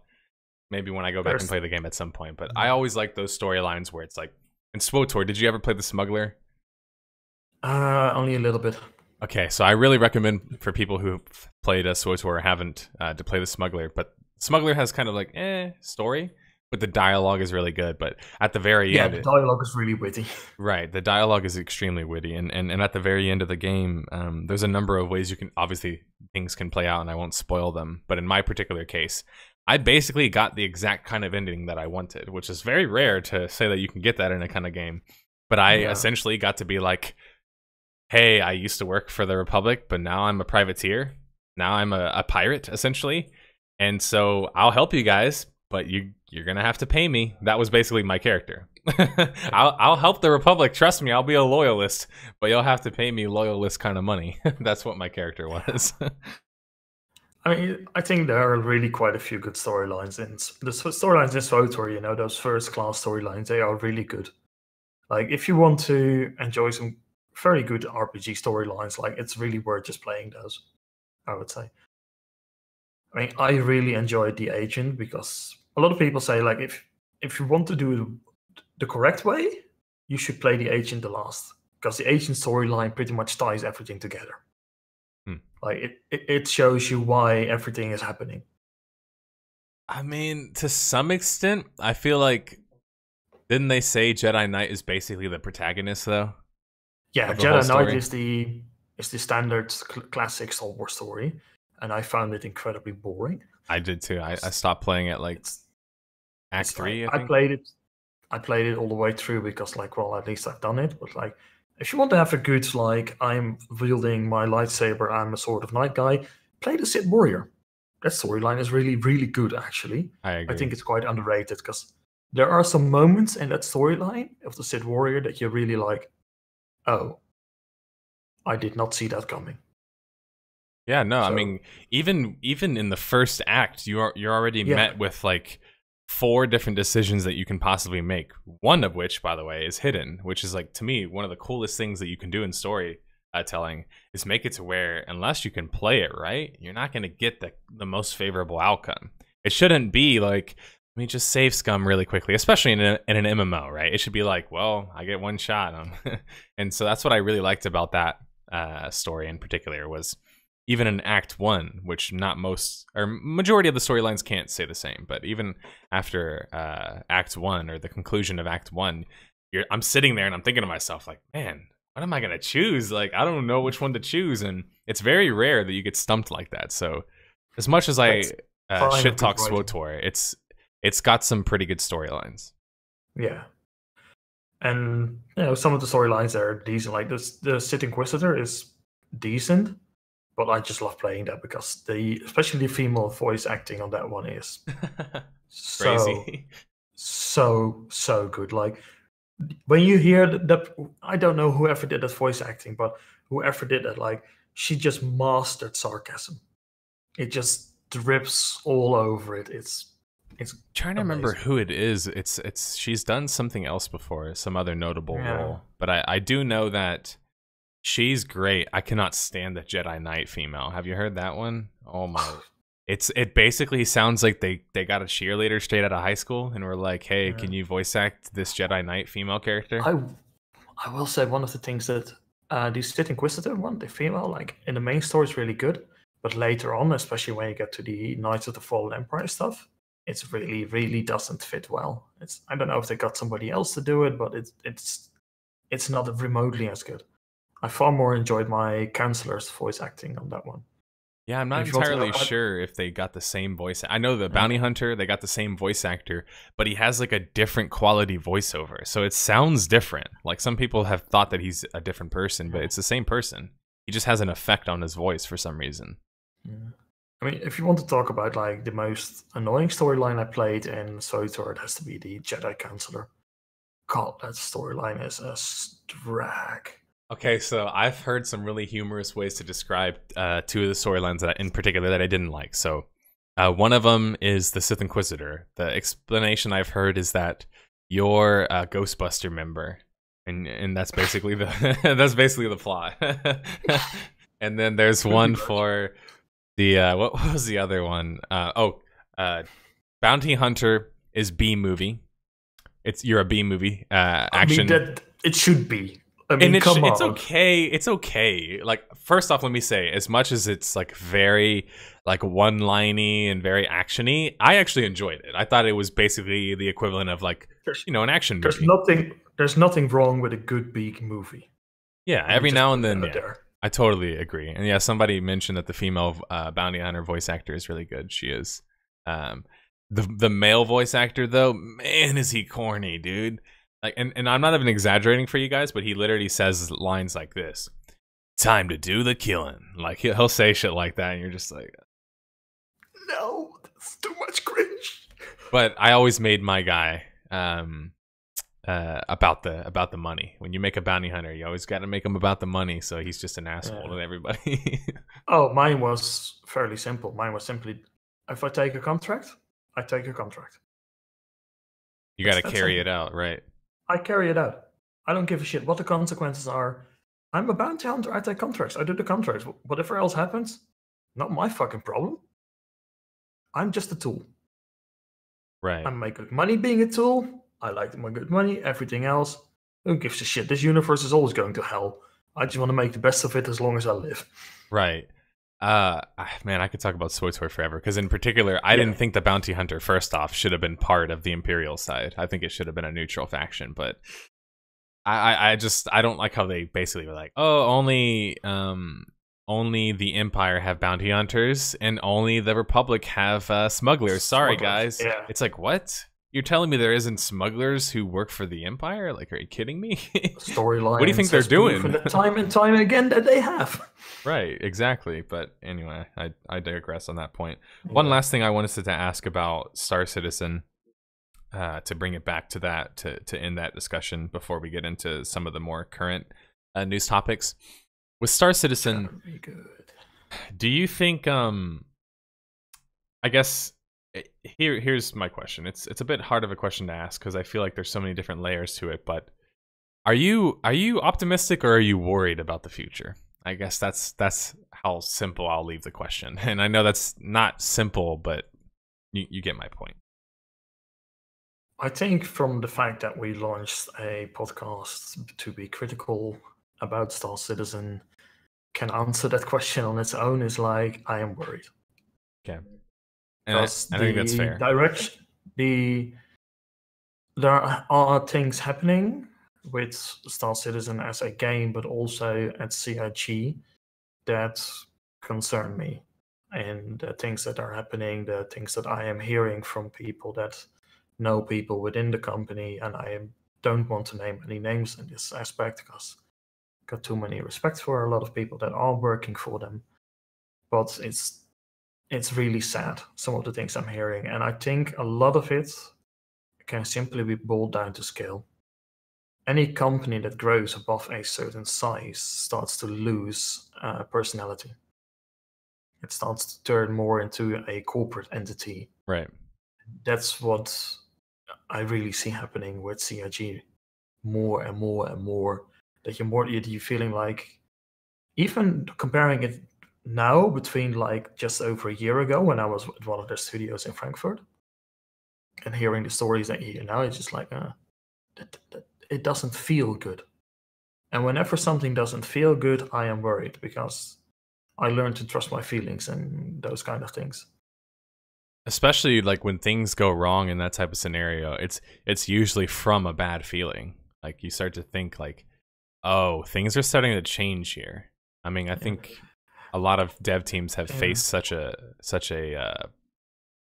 I can also scenario. Look at it back like this year CitizenCon. CitizenCon is this big thing, and like it always gets the hope back up. Like, look at all of these things that they're doing. Look at all of this that is happening. Right. Last year, like, okay, I was volunteer, so I was even more closely attached to it. But like that's like 6 months, like you're feeling good about it, and then the doubt starts to set in. Like it's this cycle, and now, you're like a month too late, and it's like you're already feeling the doubt again. Like they've shown a lot of good things, and that's why I'm saying with a lot of people that critique Star Citizen on saying like, oh, this is never going to be possible, yada yada. Like, I'm never questioning their technical ability, because they have shown time and time and time again that they can make incredible things happen on the technical side of things. I am just really worried about the gameplay, their design philosophies. Where are we going? Do we actually know where we're going? Are we keeping actually true to being the company that we're promised to be? Because they promise to be different. They promise to treat us differently than all of these big companies, and more of that is being eroded away. Like, if it's more and more we're being treated more as customers instead of these backers. And those things combined, yes, they make me really concerned. Yeah, because I can't help but feel like obviously everybody is going to talk about, a term that probably gets repeated way too much, and that's feature creep, right? Everyone talks about the creep is, it's the feature creep is ever growing. And after watching the most recent CitizenCon, I mean, I wouldn't say anything new was necessarily added to change like that in any way, but it's just kind of this time I felt like people were obviously impressed by the gameplay. I watched it live, like you could see PogChamps in chat, like people thought it looks cool and everything. But a very common bit of criticism that I'm starting to see is it's almost coming to the point to where for some people, it isn't enough anymore. It just they need to actually see it now. I think it's starting to kind of get to that point to where Star Citizen is the expectations and the conversation surrounding it is now win. It isn't anything else, and that's kind of where I share the same, I guess, like feelings that you do regarding it in regards to when I start to see obviously dates slip, dates change, like that thing in itself doesn't necessarily mean anything to me, but hearing. And I know you've recently talked about this, but like people said, oh, they changed the flight model or they changed this, like they're, and then you're thinking to yourself, like, did they really? Flight model, which is exactly the same old flight model with different numbers into it. Right, and so that, and when someone like starts to package it in that way, when you've already kind of seen it, or they're trying to say that it's a newer thing, you start to realize they actually fired the person that made that model. Right, that. Or it tells me that at this point they're saying, look guys, this is the best that we can do in this exact scenario, so don't expect a completely new revamped system. This is the one that we're going to stick with until to a certain extent, obviously. And you know what, I'm fine with that. I want them to do more of that. I want them to start saying like, okay, this is what we got, this is what we're going to run with, we're now going to focus on that. Once all of these other things are back, we can go back and look at this again. Right. They need to start putting things, they need to start nailing things down. Because you cannot keep iterating and changing time and time again. Because you need to make, at some point, you need to say, okay, for good or bad, or worse, whatever, this is what we have. We're going to run with this for now. Right. It may not be perfect, but we know at least it works. Yeah, and that's kind of, I watched one of the recent developers, I think you actually sent it to me. It was that part where he was talking about Bounty Hunter, and like he basically had a bunch of different kind of ideas and concepts that he was discussing. One thing I got from watching that, though, in a lot of ways, is first off, there's a lot of cool things in theory. That's like, to me, that's the that's like the marking of a Star Citizen thing, is like you look at it and you're like, this sounds cool in theory, but everything else is kind of like, is it gonna be? Like, obviously, we don't know until we can actually play it. But in that particular case, I remember watching and just thinking and kind of feeling bad for the developer, because I'm like, he doesn't even know himself, like, yet. Like, you know what I'm saying? Like, the vision is above this guy's head. Like, it's somewhere else. And so this guy is doing his best and trying to tell us what is currently decided upon, but even he doesn't know yet. But that's why Tress mentioned that as well when he was talking to the guys that talked about the new flight model because he was at CitizenCon, and it's like talking to him was like, this person doesn't seem to realize that the flight model is inherently linked to combat. Like, it seems like they don't even connect those two dots. But also, like, the vision is like everything. That's something you hear a lot. Like, everything has to be passed by Chris, because he needs to say yay or nay. It's like, there have been over the years many times that I just felt like I would so just want to walk into Chris Roberts' office, sit him down and say, like, okay, we're going to have a chat. Because I get that you want a lot of things, but we're going to do some things. And by doing it, it means we're going to make decisions. Yeah, I think I'm with you. I'm with you on that. I walk in there with a clipboard. Those in those glass walls of your office. I grab a clipboard and I'm like, here's how it's going, buddy. Yes or no on this feature. And it'll just keep going down the list until he gives me like a realistic and then I'm like, okay, this is the vision here, and this is what you hope is going to be in the game over here. That's how I would imagine such a scenario going. Because that's like the debate that we have had before as well. It's like the creative versus the business side of things. And in this case, the creative side is running away too far. Right. And it's a dangerous precedent, because it reminds me in a lot of ways of Real-Time Worlds and APB, because it was a very, very similar situation where the creator of the company was one of the creators of GTA, so obviously he's already, you know, royalty practically. And he also, you know, again, very related to Chris in this case, created a previous game to which he thought that he could do much better on, and so now he's got all this money and funding, and he wants to create, essentially at the time, what was supposed to be like a GTA Online of sorts, and obviously failed because once the game was playable, it not only did it not function just on a normal level because it used Unreal Engine 3 and it just terrible gun effects, terrible driving, everything feels like you're driving a boat around. All of that's the part that's got me scared, because it doesn't matter if you have all of the customization in the world, because I think APB has the best customization you could ever see in an MMO. You could literally create your own kind of clothing line in it and then actually like sell that as a means of making money.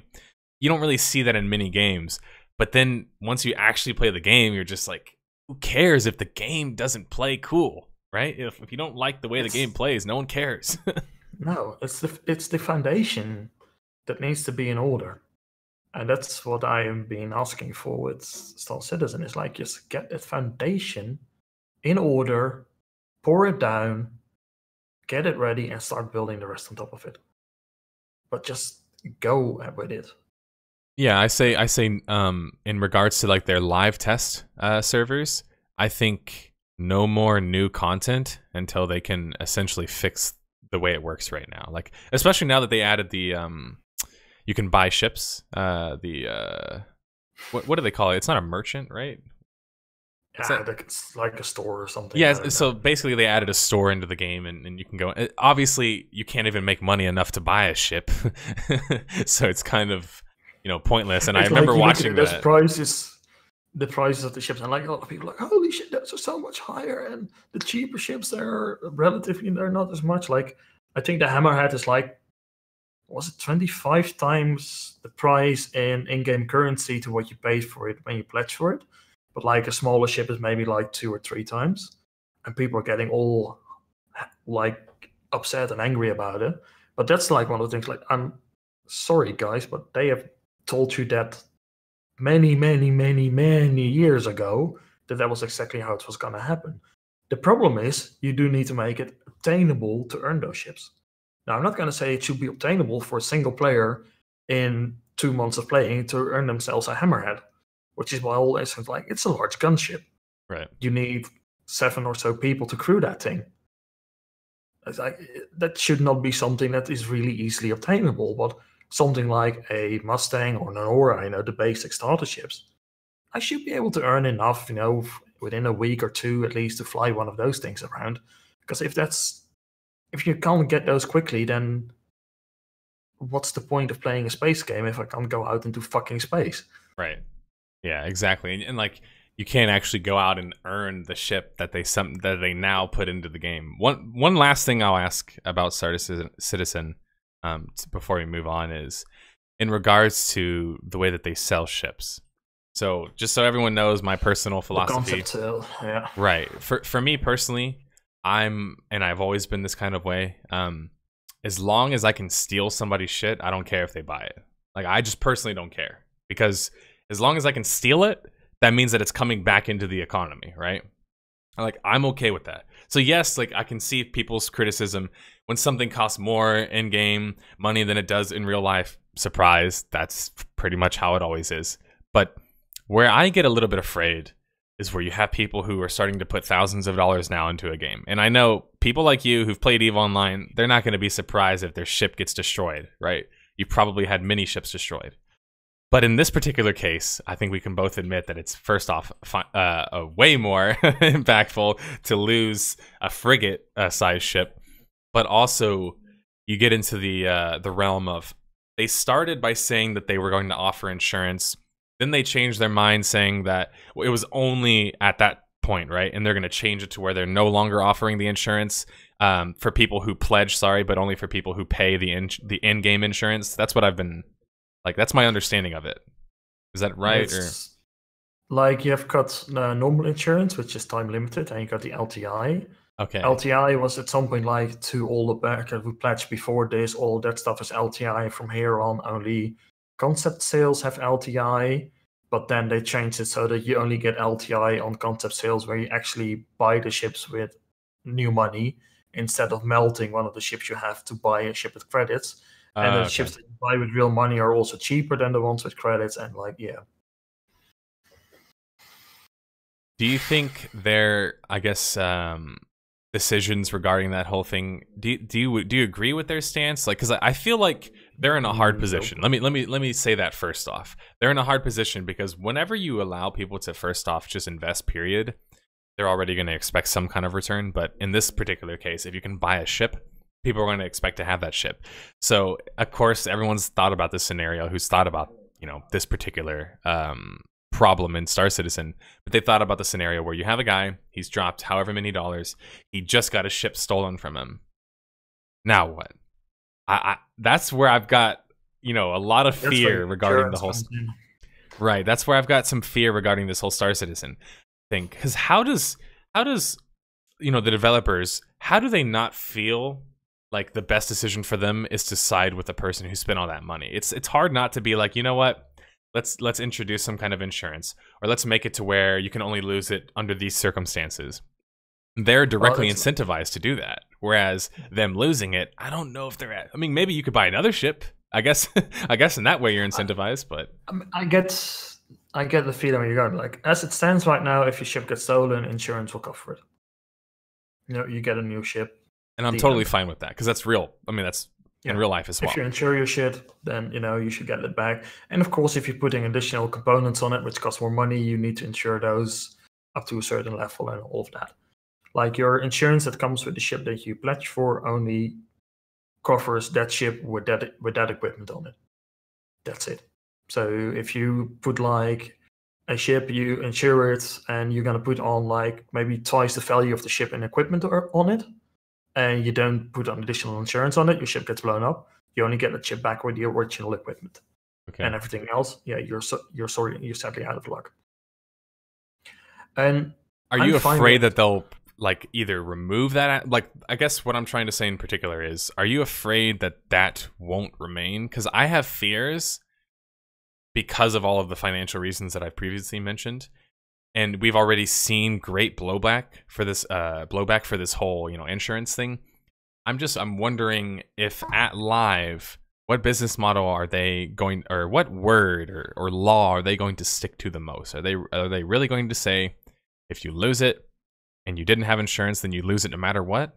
You see what I'm saying? I feel like that. I see what you're saying, but I believe the most recent thing they said that was not going to be the case, but it would just take a lot longer or something for you to get it back. I'm not. That's what I've heard as well. That it wouldn't immediately be available. Like you were saying in Eve, you would actually have to wait for that ship to become available. And then I've also heard that it obviously flags the person who steals it, obviously as a criminal, whatever else. But the ship gets flagged as being a stolen ship. Right. But there was no explanation as to whether or not that means that it can be resold to somebody, can't be resold, or what the consequences of that would be. I don't think they know that themselves, and it's one of those really annoying things. I mean, of my personal belief, I have always said with the way they handle the ship sales, and right now I'm totally not happy with it. Because I just believe if you're putting the money down for it, like, just give everybody that lifetime insurance and be done with it. Like, stop making it a trade, stop making arguments about it, just give it away to everybody, and who gives a shit? Like, if you like it or not, like, if you put the money down, you're one of the reasons that the game is possible. Right. And I'm fine with it that you get then your lifetime insurance on that ship. What we don't really know yet is how much is those higher levels of equipment going to cost, how much difference it's going to make. Is it going to be a real effect? Because the other risk is like, how much time is it going to take before you're going to get that new ship? Because say I own quite a few ships. Let's be fair. Like, if one of my ships gets blown up, I've got other ones. Right. If somebody blows up my Idris, I'm going to be really fucking annoyed. And trust me, whoever blows up my Idris, I'm probably going to ensure that they're going to lose a lot more. But I've got other ships. I can fly something else until I get that Idris back. But say you're somebody who just has one ship. And that gets blown up, and they're like, yeah, I'm sorry, but your insurance level is going to take 2 weeks. In my book, it should be fine. If I had one ship, if I had only pledged for one ship, it gets blown up and they say it takes 2 weeks to get a new one, I'd be like, okay, that's the risk, I took. I knew it in advance going in there. I lost it. Shit happens. I guess that I'll just contact my friends and like, guys, I don't have a ship right now. Whoever needs a turret gunner, I'm available for the next 2 weeks. Yeah, I guess that, like, where my fears with it all, because first off, when I start to look at the people who are interested in Star Citizen, I do notice, obviously, despite people thinking that they're like inexplicably linked, and they are to some extent, EVE Online is obviously a different game and has a different audience. My fear with Star Citizen is that for players like myself, or maybe even EVE Online players, we'll get there and it'll just be a little bit too friendly, too friendly, too safe. And again, not that I'm against friendly interaction, safe interact. I think EVE suffers at that. I think it needs more ways to not just want to kill each other all the time, right? There needs to be more incentive to, I don't know, just be an explorer, right? Somebody who doesn't necessarily want to fight, or someone who doesn't necessarily want to PK. But at the same time, if they are going to allow people to buy in with ships, which I don't have a problem, as long as it's an actual value in the game that can be disrupted in some way. So that's the biggest thing that I'm, worried about. I will notice one thing is, like, they originally promised, and we know how good they are at keeping their promises, but I hope this is one they're going to keep. It's like they originally said, as soon as the game hits beta, they will no longer sell ships. That will stop. Yeah, I don't think after the recent success selling ships, that's going to stop anytime soon. the success selling ships has been continuous, but that's like one of the things that we have been hammering on. Is like, what are you planning to do to earn money after this game has launched? Because you got like 500 people working for you. That's a lot of staff salaries that have to be paid.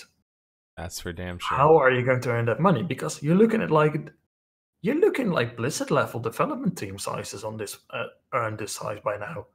You need a lot of money to cover all of that. So either you're going to downsize massively, or you're going to have to find a way to monetize your game in a way that allows you to keep doing that, and ideally not break even more promises that you made. Right. Yeah, and I guess to fully wrap it up, my thoughts is for the kind of game that Chris wants to create with Star Citizen, I don't even know if he has enough money for that yet. I don't even know if the game that he wants to create exactly, he has enough money for that game yet. That's my fear. I think he will realize that the game that he wants to create is not going to be possible within his lifetime. But I will say a lot of people are worried about the money. But I think that you've got to look at Star Citizen, where it is right now, how much money it has already made. Like, it's no inconsequential amount. And consider the fact, like, originally the whole plan was raise a couple of million through Kickstarter to convince investors to put the money down. Right. Because he had multiple investors lined up for it. And they were all like, yeah, we want to invest in this shit. So I think even if they would be like tomorrow, be like, shit guys, we're running short of money, there are going to be plenty of people that are willing to invest money into this. Oh yeah, for sure. Especially at this point. Yeah, especially at this point. Like, there's a lot of them out, there's a lot of technology out there, there's gameplay being put out there, so it's getting to be quite interesting and investable sort of game. So I'm not really worried about them running out of funds. Like, that's not really a concern that I have. I have plenty of other concerns. It's not even, like, to rephrase what I said, I don't mean like them running out of money right now. I was more so making a joke that in his mind right now, the vision for Star Citizen, I don't think $200 million is enough for that. I think he still wants more of that idea and expectation. $2 billion would not be enough. That's what I mean. I really truly think the kind of game that he wants to create, we're not even scratching the surface of the kind of money we would need for such a game yet. I mean, SWTOR took 200 million. So, you know what I'm saying? Like, if SWTOR can take 200 million and like 100 of that was apparently like just voice acting, come on, guys. You think a true experience, a true virtual reality experience, we can get it done in $200 million? No way in hell. No way in hell, dude. I mean, I think one of the... That doesn't mean that it can't be a good game, obviously. Those are two different arguments. the key thing that's gonna be to wrap this one up, at least also from my end, like the key thing for Star Citizen and going to be a signal for how if it's going to work or not, if it's going to be good or not, it's going to be Squadron 42. Because if Squadron 42 comes out and it's a fucking good game, right, then it's sorted. Then we know that shit's in order. If Squadron 42 comes out and it's like, yeah, it's an amazing story, but it's a shit game, then I think we're going to have a massive problem. I would even still be hesitant following its success only because of the whole multiplayer aspects. But as a fan of the game or the gameplay, if that would work, then yeah, I would definitely be on board in that regard. And that would certainly alleviate a lot of my, personal problems right now regarding the game, which is, just about all centered around gameplay. But ultimately, for me, it's all about scale. That's all I care about. Yep. I care about scale, and I care about permanence. Right? If you can prove to me that you can have a persistent world with permanent entities in it, whether or not factions, objects, that's whatever. What they were trying. Right? If they can do that, that's what I want. I'm game. But, as I said, like I want if there's a fleet battle between the UE Navy and the Vandal, and we show up and I decide to ram my Idris into a Vandal kingship, I want that to be remembered. Because that's a massive, this is a random person, they showed up and they just rammed their ship. That was the plot of a movie recently. No, I'm just kidding. We attained victory in that battle because some random person showed up and just rammed their ship into this ship. Right, and just lost, their ass on a bunch of money and whatever else. And their lives. One thing I realized about this whole ship buying discussion is in the context of the marketplace, it actually changes drastically. And what I mean by that in particular is in Korea, it's legal. RMT is is legal, right? So people can actually sell accounts and sell money and whatever else. Officially, if you look at accounts, at least wise, if you look, I believe, under European laws and regulations, it would be allowed. However, terms of services still say that they don't allow it, and they can, of course, ban you for whatever reason they want. So that way, it's not really allowed. Well, yeah, and just so I can say, in Korea, this has been like an ongoing thing. Apparently, as far back as 2006, I'm seeing an article, weirdly enough, posted by Raf Koster, of all people, who's the dev behind UO and Galaxies. But he was talking about Korea going after RMT. Recently, I think as recent as 6 or 7 years ago, there was a case in the court in Korea where basically they ruled that the people in particular who were selling money or selling accounts weren't doing anything illegal, which, as you can tell, the way law works typically means that now it's legal. Because if you don't say that it's illegal, now the precedent has been created, and now people say RMT is legal in Korea. The reason why I bring that up is if you were to tell a Korean MMO player that he could purchase a ship that he could lose, he'd be used to that already. Because it's like a normal part of their economy in MMOs, but in America and in the Western world, like we're still not even completely satisfied with the free-to-play market. Like we're still very much antagonistic towards it compared to Korea, which is almost completely embraced it. So those are other aspects that kind of change this whole argument. That one in the upcoming topics, I think. Yeah, that's another one where it's kind of like, when you get into RMT kind of stuff, it gets very interesting for me personally. Because hey, I will say, go ahead. One warning to anybody that is in Star Citizen: don't touch the gray market. Really don't, because CIG is very simple about it. If somebody sells you a ship and they send a ticket to CIG, my account was compromised and somebody transferred the ship away, they just transfer the ship back and you're shit out of luck. Right. Which opens up a whole other can of worms. But yeah, that whole discussion. Yeah. And the only reason why I thought about that one in particular right now is because of my video that's supposed to come out today on Ion. That game, obviously a Korean game that launched in the Western audience, was one of the first Korean MMOs to launch globally. Part of the alpha of Ion. It was one of the first times a game launched globally, and especially it was the first time. NCSoft took one of their Asian IPs and launched it globally, and obviously that's going to be an interesting story to tell today, of course, when that video comes out. But that one in Yeah, it particular was, is especially relevant right now with all of the changes in monetization. And, well, I found a way to somehow segue it into a discussion about Blizzard, but also into the discussion about... so after our BlizzCon discussion last week with Lazy Peon, we obviously have gotten some new news or more recent news since then. I'm going to post it in chat for those who missed this article that I think it explains. There might be a post that somebody made that somebody screen capped and then put it in a Reddit post. I can't remember exactly. I mean, obviously, it's loading right now. Why is it not loading, actually? For some reason, it's not actually link's not loading. Yeah, I believe there was some argument about how true the statement was as well. Right, so to give everyone the backdrop here, if you weren't following last week, we covered BlizzCon, we covered Do You Have Your Phones Gate, we covered the mobile, we covered the mobile MMORPG, like, at this point, explosion. NCSoft just released, or they just had a media day where they announced 5 different mobile titles, 2 of which were previous PC titles. Ion 2, so Ion got a sequel, but it's now a mobile game. And Blade and Soul, I think they just call it Blade and Soul M or whatever, to mean mobile. So that, is news in itself, but it happens right around the same time that this whole Blizzard thing is happening. And obviously, Diablo Immortal was announced at BlizzCon. Everybody sighed and in conjunction because they're just like, who the hell at BlizzCon cares about a mobile MMO? And then, of course, you had a bunch of apologists saying, well, it wasn't for you guys. It was for the Chinese audience, sorry, or the Korean audience. Yeah, then don't announce it at fucking BlizzCon. Which, basically my point is if you're going to announce it, just put one giant 4 on the screen.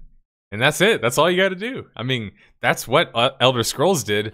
Elder Scrolls 6 or whatever.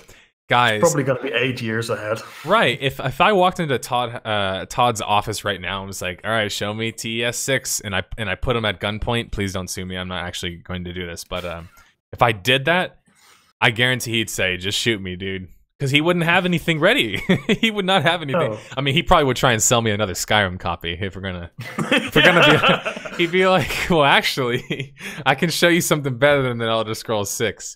And he would just like load in like the VR copy of like Skyrim, and I'd be like, no. Oh man. But anyway, Diablo Immortal, that's been a whole other topic in itself. But recently, Blizzard came out on according to Kotaku, and told them that they are working on a number of Diablo games, which obviously heavily implies that they're working on a sequel, which is what they intentionally were trying to do. And then I've also seen articles and news reportings that say that this was also confirms somehow a Diablo 4, which it obviously doesn't, but they're purposely trying to be like, hint, hint, nudge, nudge, maybe we do have Diablo 4 in the works. But this whole thing has just been, to me, first off, let me just get your thoughts about it all. I mean, my thoughts about it, like, I think it's the way they handled the whole damn thing is just plain stupid. There's no way anybody can argue against that unless you really don't understand how this shit works, in my opinion. But my question to a lot of people would be, and to you as well, I think a lot of people know, we all know how mobile games are right now and how companies are with them right now. But how would you like the idea, say, of the Blizzard of 10 years ago, making a Diablo game on a mobile phone? So we got our current day mobile phones, all these high performance mobile phones. But you got the Blizzard of 10 years ago saying, we're going to make, like Blizzard, we are going to make a game for that mobile phone. And how then would you feel about that? And then they don't actually make it themselves. I think that's the main... like that's the whole point right now. It's like, right. I think that a lot of the anger that we're seeing that was being put towards us, like outside of the fact you're announcing this as BlizzCon as the next big thing, but also all these other mobile titles that are coming up, is because we all know how mobile titles are how they're being designed and towards their monetization. Right.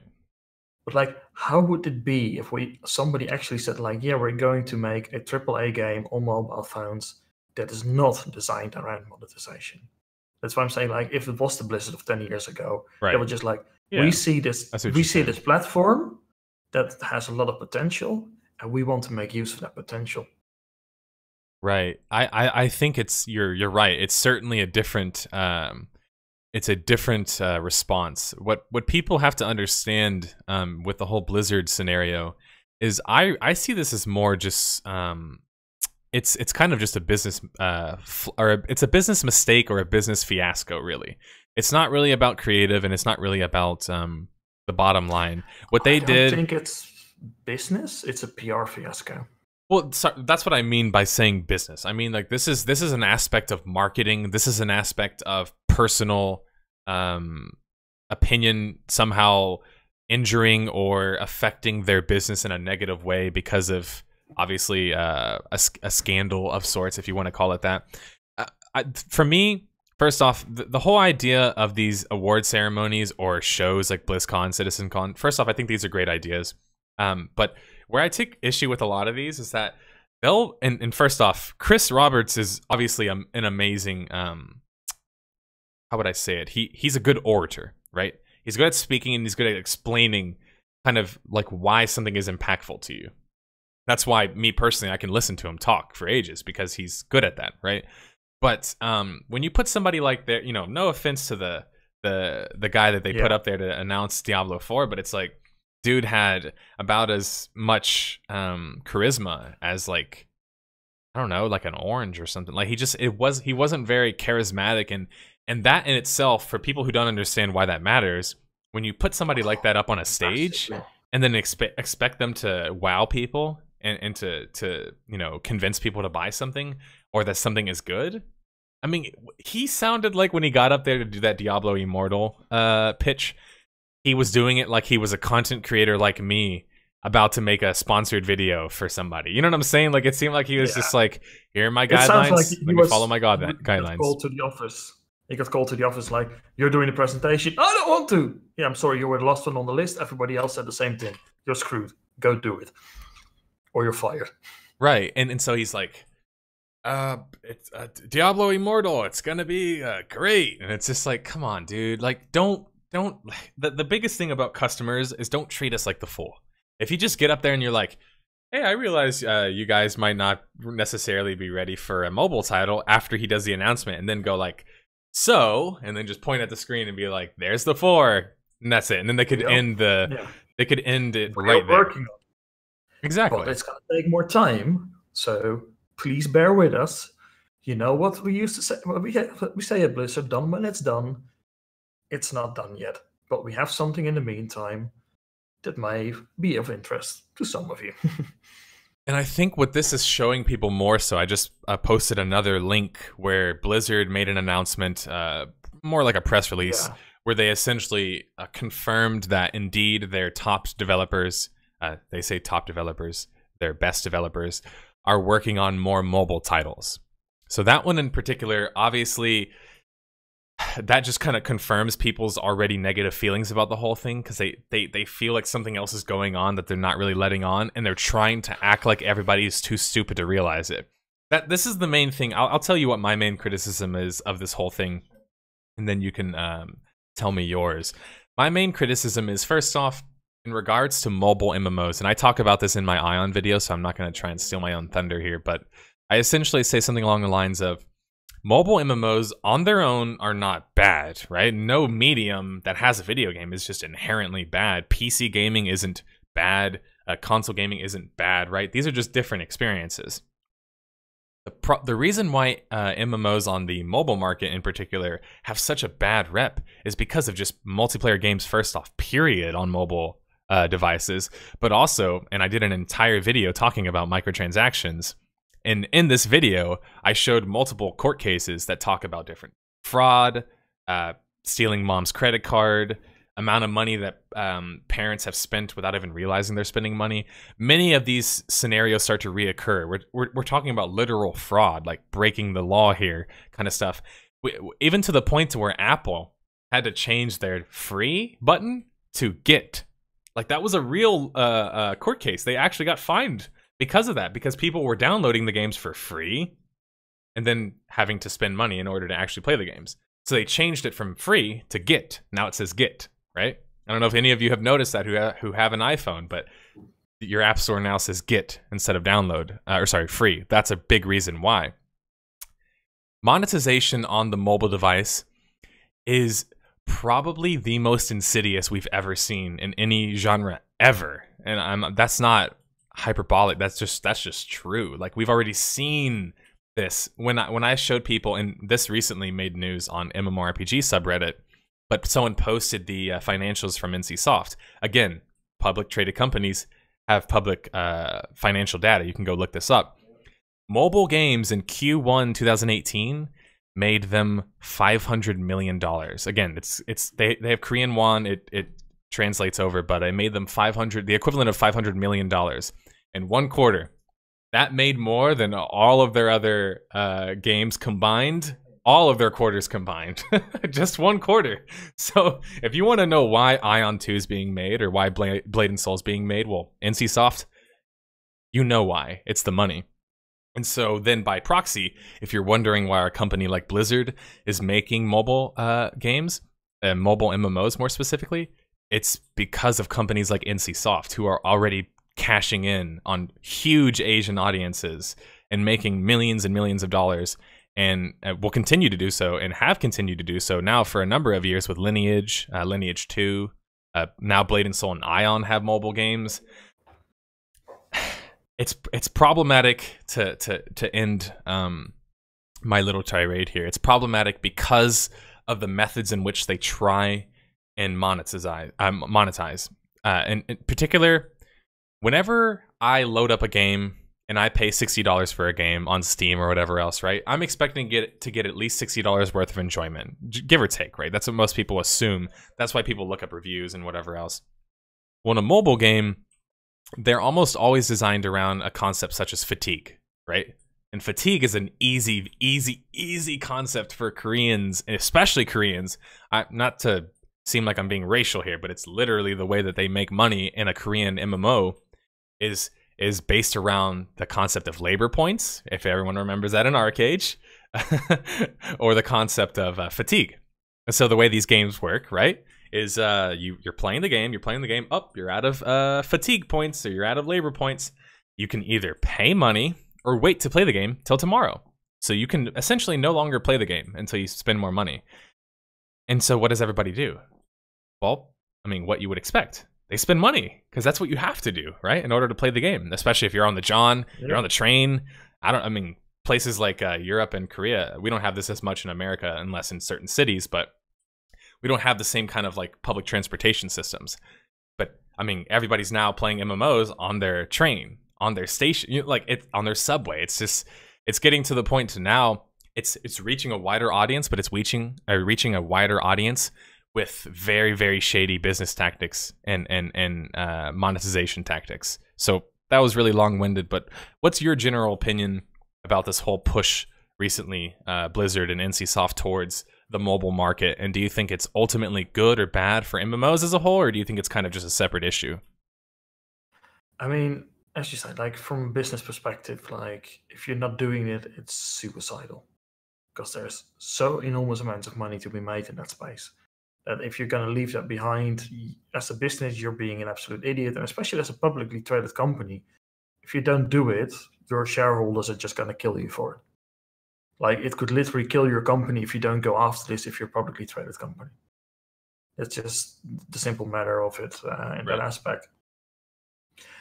And as I'm trying to say, that would it be bad for MMOs in general? Like, if they're going to continue the way they're doing things, like if they're going to be this insidious, if they're going to be this incredibly greedy in trying to get their money, then I do. Well, sorry. Let me interject there. I don't think that it's that they would or maybe would. It's why wouldn't they? Right? Like, that's the better question, or the better statement. Why wouldn't they? It's why wouldn't they would be about, are you looking long term or are you looking short term? Because I do believe that the more this gets, the bigger this gets, at some point, a government intervention is going to happen on it. Oh, yeah. Because just like you see, it's already been happening, even. Yeah, it's been happening, but also like you see with loot box, things like that. Governments, depending on where you are, at some point they're just realizing this stuff, and they tend to be slow, but they will realize and they will start to go ham on it. And when governments go ham on shit, then it's really hard. Right. On the other hand, if you're gonna say like, all of this is happening, like, and there is a large demand for people that want to game on the go. Myself, I've never played a game on my mobile phone. I mean, okay, I played Snake on my old Nokias, but on my smartphone, I've never played a game.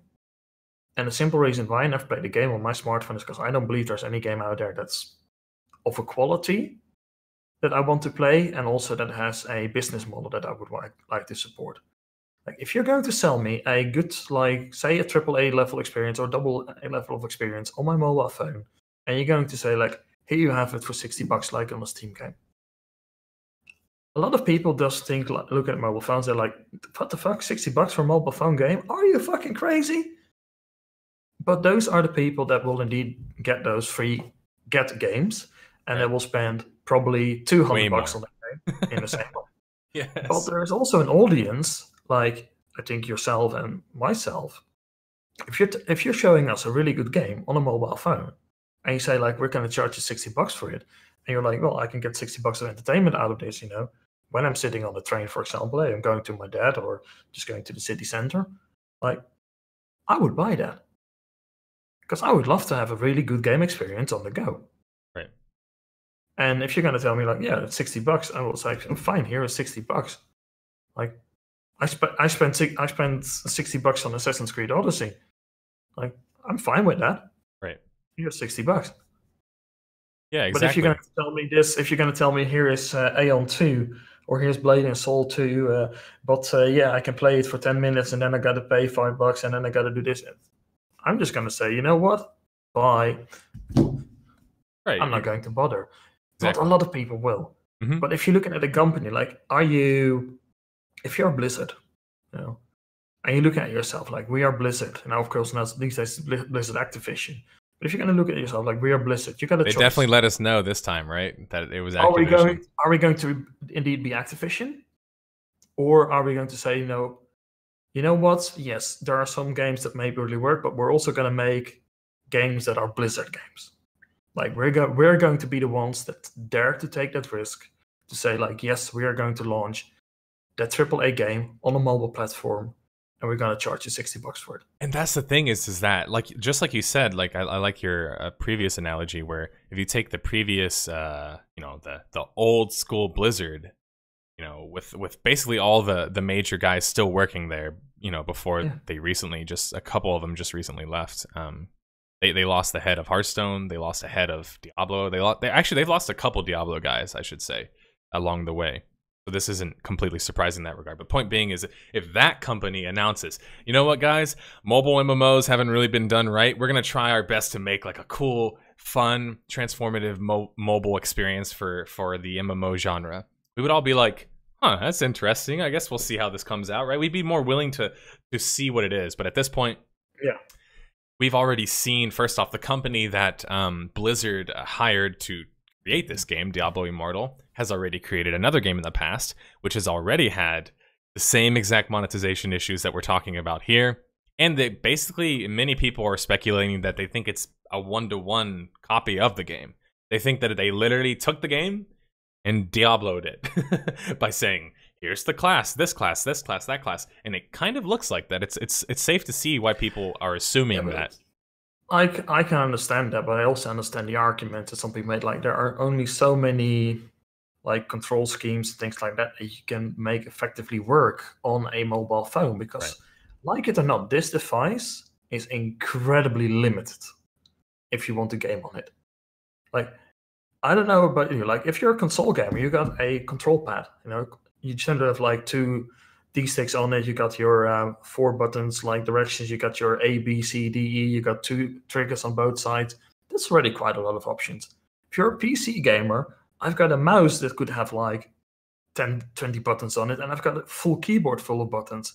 I can do so much more. Yep. Not to mention just the ability of the mouse in itself, right? I mean, it's a very, and of course, there's much better things than the mouse, even in certain regards. Like if we're going to go back to our conversation about joysticks, if you're going to fly a ship, or if you're going to pilot a boat. They're developing a sixth direction of freedom joystick right now for space sims. and it doesn't surprise me. And like, first off, I come from like a bit of a weird background in that. Even though Galaxy is what isn't really necessarily seen as like a space sim type game, we had some serious pilots there. And playing PlanetSide as well, I've gotten the chance to see serious pilots. And it's just like, it's so funny whenever you see real pilots fly, you cannot last longer than like 5 minutes in the air. You will get just eradicated by the level of skill that exists out there. But people don't know about that yet because those games haven't really, you know, taken off in the way that they can. But once they do, we're gonna have a whole new generation of kids trying to become the next best pilot, and that's going to be kind of cool to think about in the future, right? That MMOs could make somewhat of a comeback, especially sci-fi MMOs. But to go back in on Blizzard, go ahead. Yeah, no, let's continue on. Yeah, I was just gonna say in regards to like the Blizzard thing, there's a couple different arguments that I want to address here because I know I've seen these arguments kind of mentioned a lot. And some people say, well, why would you be angry at a mobile MMO? Can't you just not play it?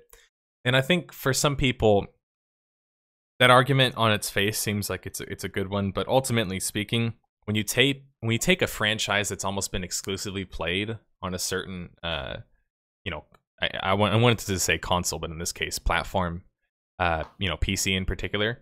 You know, I played Diablo 1 on the PC. PC and consoles these days are pretty much the same deal. In a lot of ways, yeah. Like every game is getting the same game. Like if your game has a PC and a console port, you're basically going to get the same game for both because it's going to be a port of sorts, right? That's going to like, it's not going to be the full power of the PC, right? It's going to be like be more optimized, but still, like consoles these days are just PCs. Right. Yeah. No. That's a good point. Just basically, as Todd has said in the past, PCs with really weak processing power, because he always blames processing power as the reason why he can't create the game that he wants to create yet. But anyway, create a better fucking engine. Right. Maybe they should stop using the same engine. But in that case, first off, I could understand it if it was a companion MMO or a companion mobile title. And what I mean by that is like, it literally just, I don't know, fulfills a certain purpose. Maybe, I mean, shit, between EVE Online and RuneScape, I think they, you know, from what I've seen from EVE Online's mobile game, it looks like they have enough functionality within those games to function on a decent enough scale. Like, I've been told multiple times, by the way, if people are wondering what this is, it's a grip trainer. I'm weird like that, and I just like squeezing things repeatedly. It's almost like a stress thing. Keep your hands busy. So no, I'm not squeezing anything else down there. No, I'm just kidding. But and so in that regard, I can kind of get people's criticism, or sorry, the point that they're trying to make is that, look, you don't have to play it.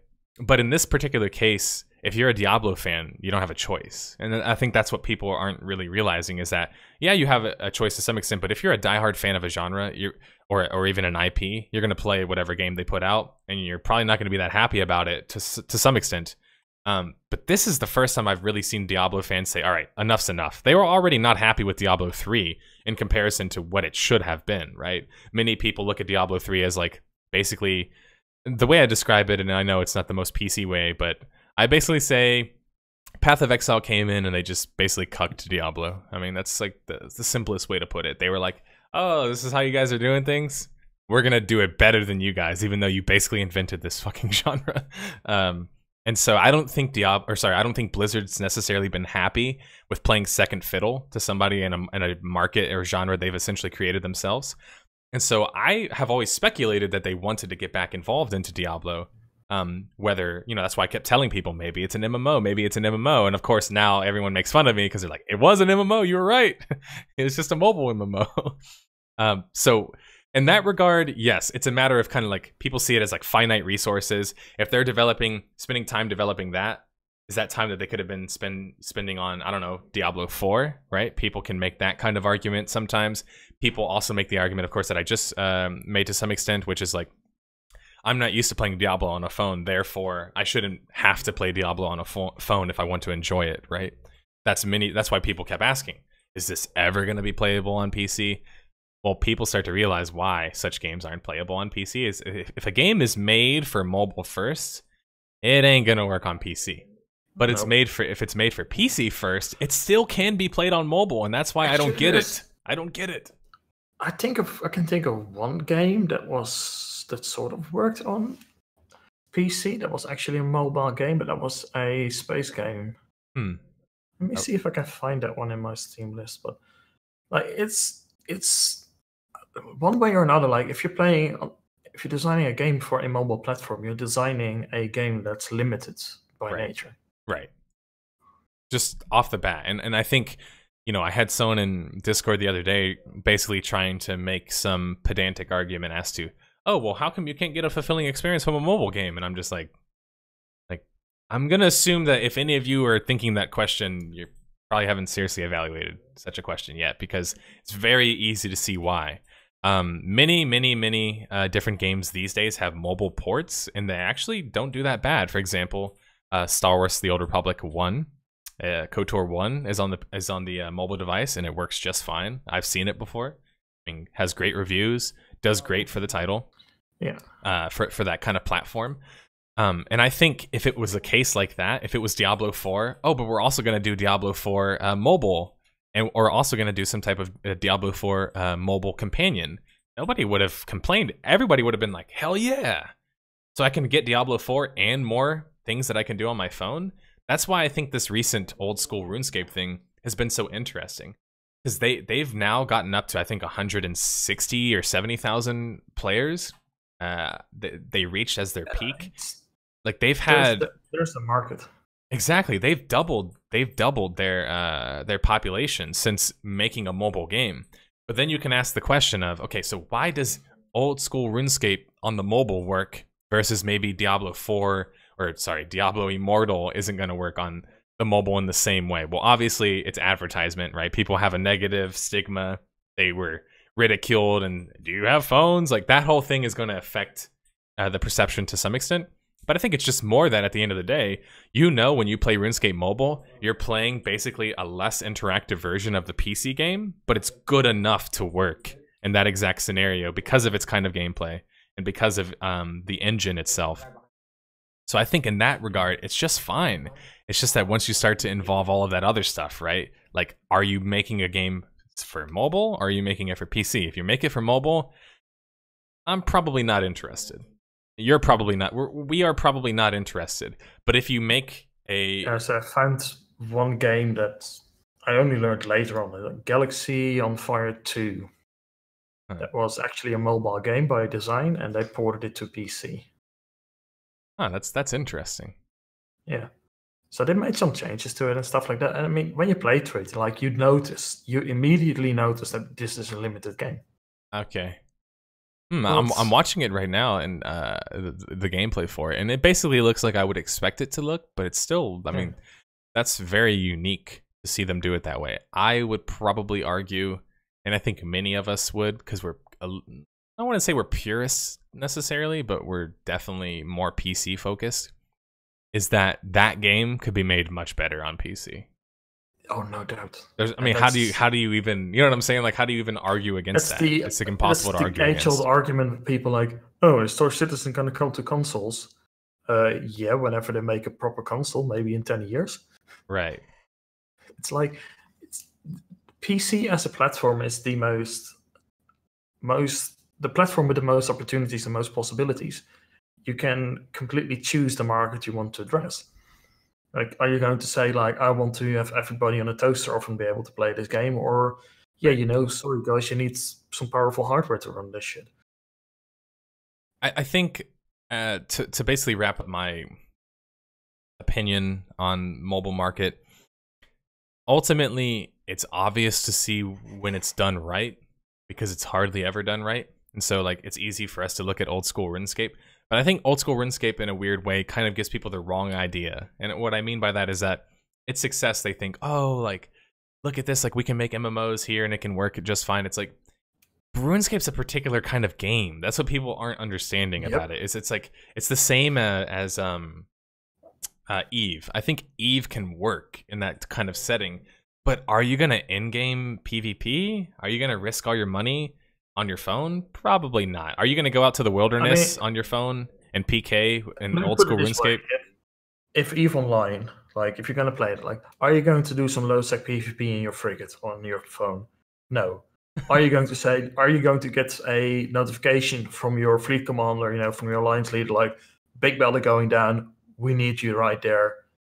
Then you're going to go, oh, fine, that battle is going to take place at 10% time dilation, so every second takes 10 seconds. So everything's going to happen really slow. So yeah, I can just jump into a battleship, I can lock some targets, and I just put my guns on the target that the FC is calling out.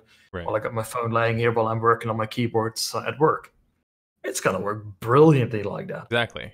And that's what I love about it, is it adds more ways to play the game. But I don't like when people start to look at the mobile device as the end-all be-all, because now it's not a vehicle for playing games. It's a vehicle for... No. let me put it this way. Like, if putting your credit card on it. Yeah, but if you're a PC or a console gamer, and you're at home, you want to play a game, are you going to pick up your mobile phone, or are you going to power up your console or your PC? Right. Like, for me, that's the reason. Like I said, I don't play games on my mobile phone because, number one, there are no games on it that I would say are worth playing. And number two, like, the amount of times that I would say I would want to play a game and I'm not at home are relatively small. Right. That's where the market really comes into play.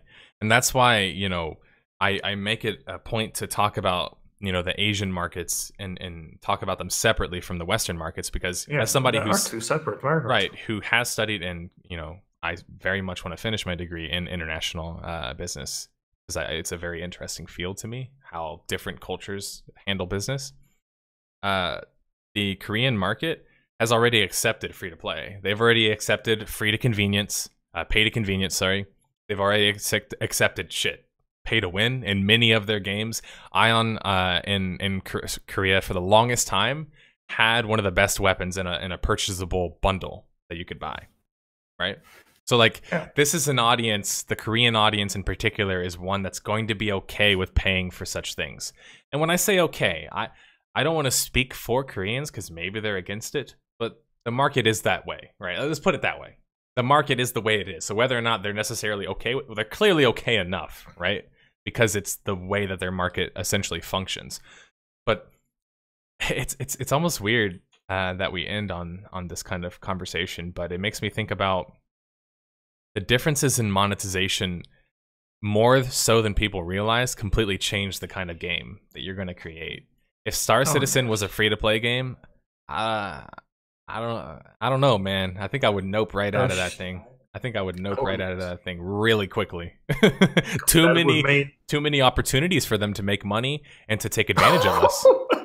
Oh man, the opportunities too many, are endless. Right? Like it's literally like you could pay to have. Like, I can here we are. Okay, you are playing Star Citizen, the free-to-play game. Here is your Bengal class carrier, but of course you want to play solo, so we can outfit it completely with the best skilled AI pilots, the best equipment on your ship, and all of the best fighters available to you, all for the low price of $250,000. And you will get people to pay that. $250 starter pack. People were paying that back in Arcade. Yeah. I said for that Bengal, 250,000. Oh, and people will pay that. That's true. Yeah, I mean, personally, like when I learned about Star Citizen, like I had not the damnedest clue. Like, okay, Chris Roberts, he was also behind Freelance. I think that was in the paragraph that I read in the paper magazine, PC Gameplay, it was called back then. That's how I learned about Star Citizen. They said like, he has a Kickstarter running. I read the magazine in the train when I was going to my dad. I looked on, saw it. At that moment, like, shit, I want a science fiction MMO. I want this shit. I dropped down $1,100 on the spot. But that was also because, like, this is what I want. This is something like a dream. It was not a rational decision. And that's how how monetization works in many games. Right. Those decisions are designed in a way that they are never made rationally. Right. Because if you're going to be rationally thinking about monetization in most games, you're going to quickly be like, yeah, no, I'm not spending any money on it. Yeah. Like, try it. If you play a free-to-play game, try it. Every time you feel like you want to spend money, wait 10 minutes and think about why you want to spend that money. I will guarantee you 9 out of 10 times you're going to not spend that money. Well, there was a famous internet saying, whenever you want to make a big decision in life, go masturbate first, then go make that decision. Yeah, that's usually the joke that people make about it, right? Because like people typically say that you just choose your other head governs your decision sometimes.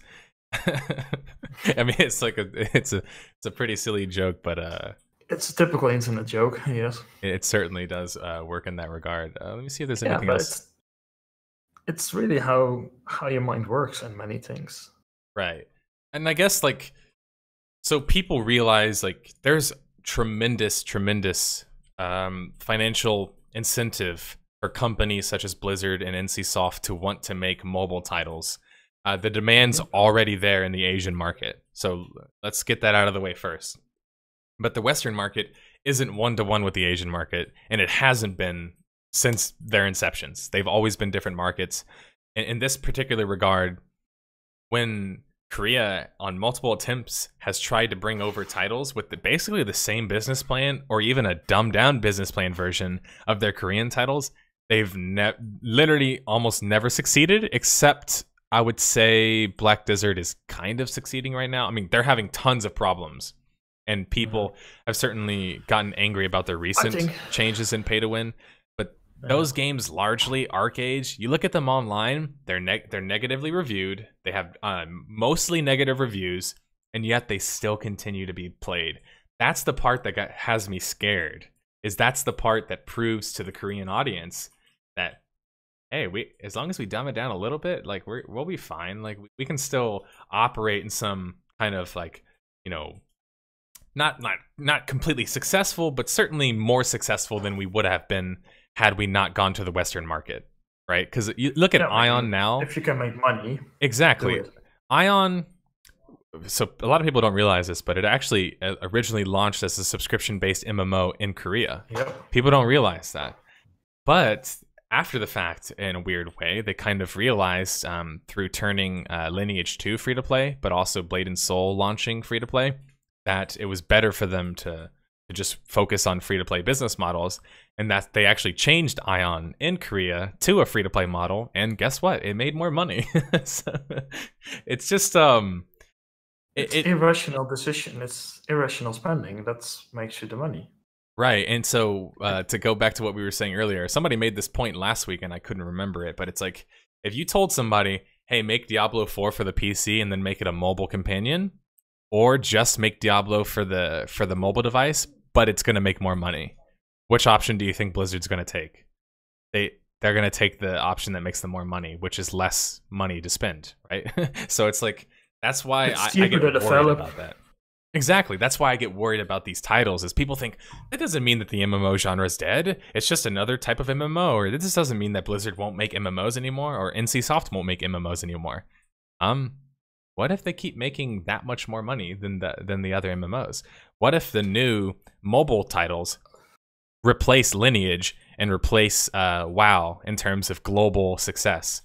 Well, then we'll all be sitting here wishing that we said something earlier or made a big stand to not, play mobile games. I've got no doubts about it that this Diablo mobile title is going to make them an obscene amount of money. Mm-hmm. Like, no question about it. It's going to make them a shit ton of money.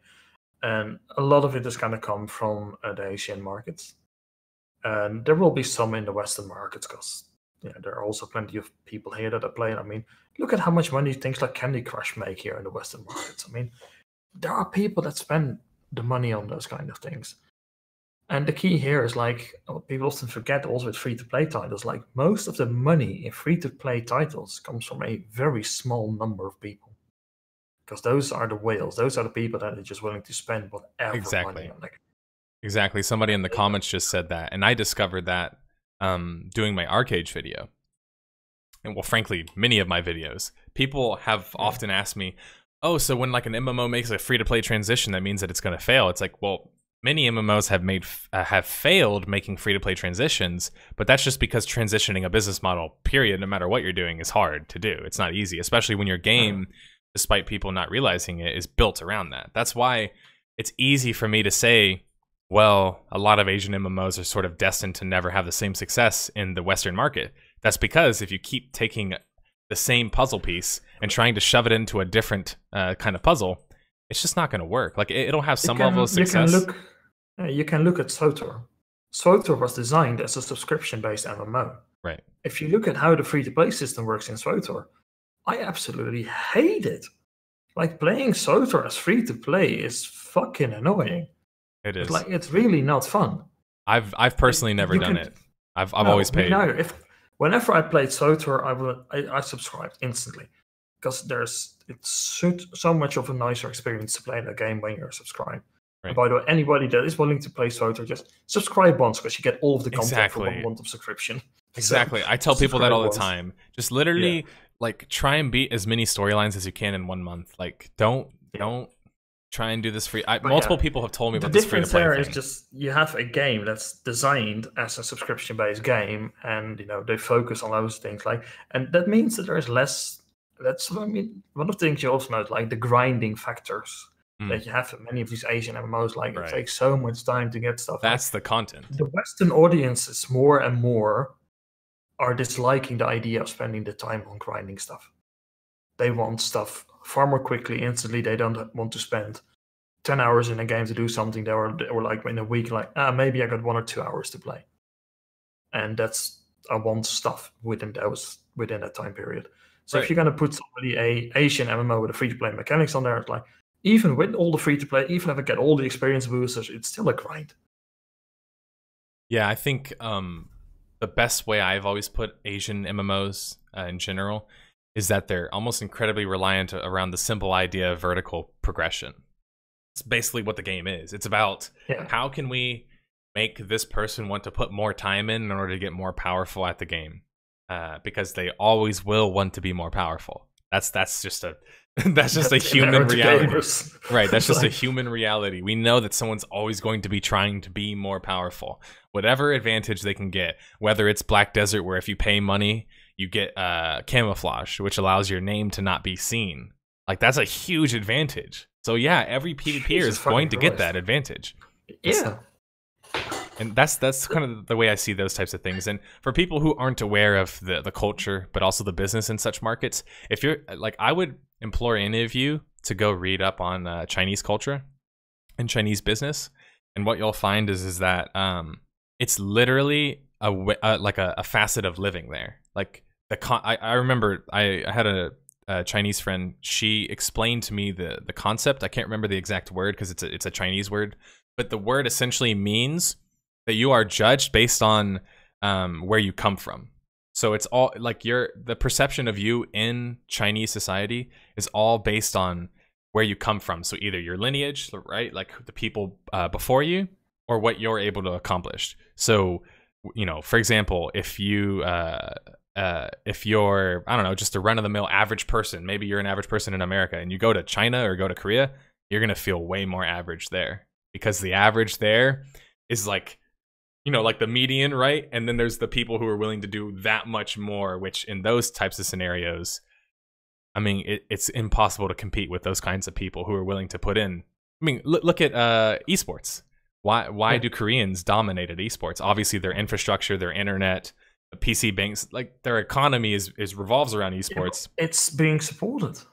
But exactly, that too. But also, it's the fact that they're just more willing to put more time into it. And obviously it's supported, but yeah, I find that when you look at time investment, when you look at these cultures, if you look at working, like there are people over there, working, if to get better, like working 60, 80 hours a week, like you do it. Over here, like where I am, like a lot of people here in the Netherlands, like a lot of people work only 4 days a week, myself included. We're just like we value our time a lot more. I would even say even more in other European countries. For example, I've heard people who've been to both France, Italy, and Spain, and they say that there's businesses that don't operate year-round.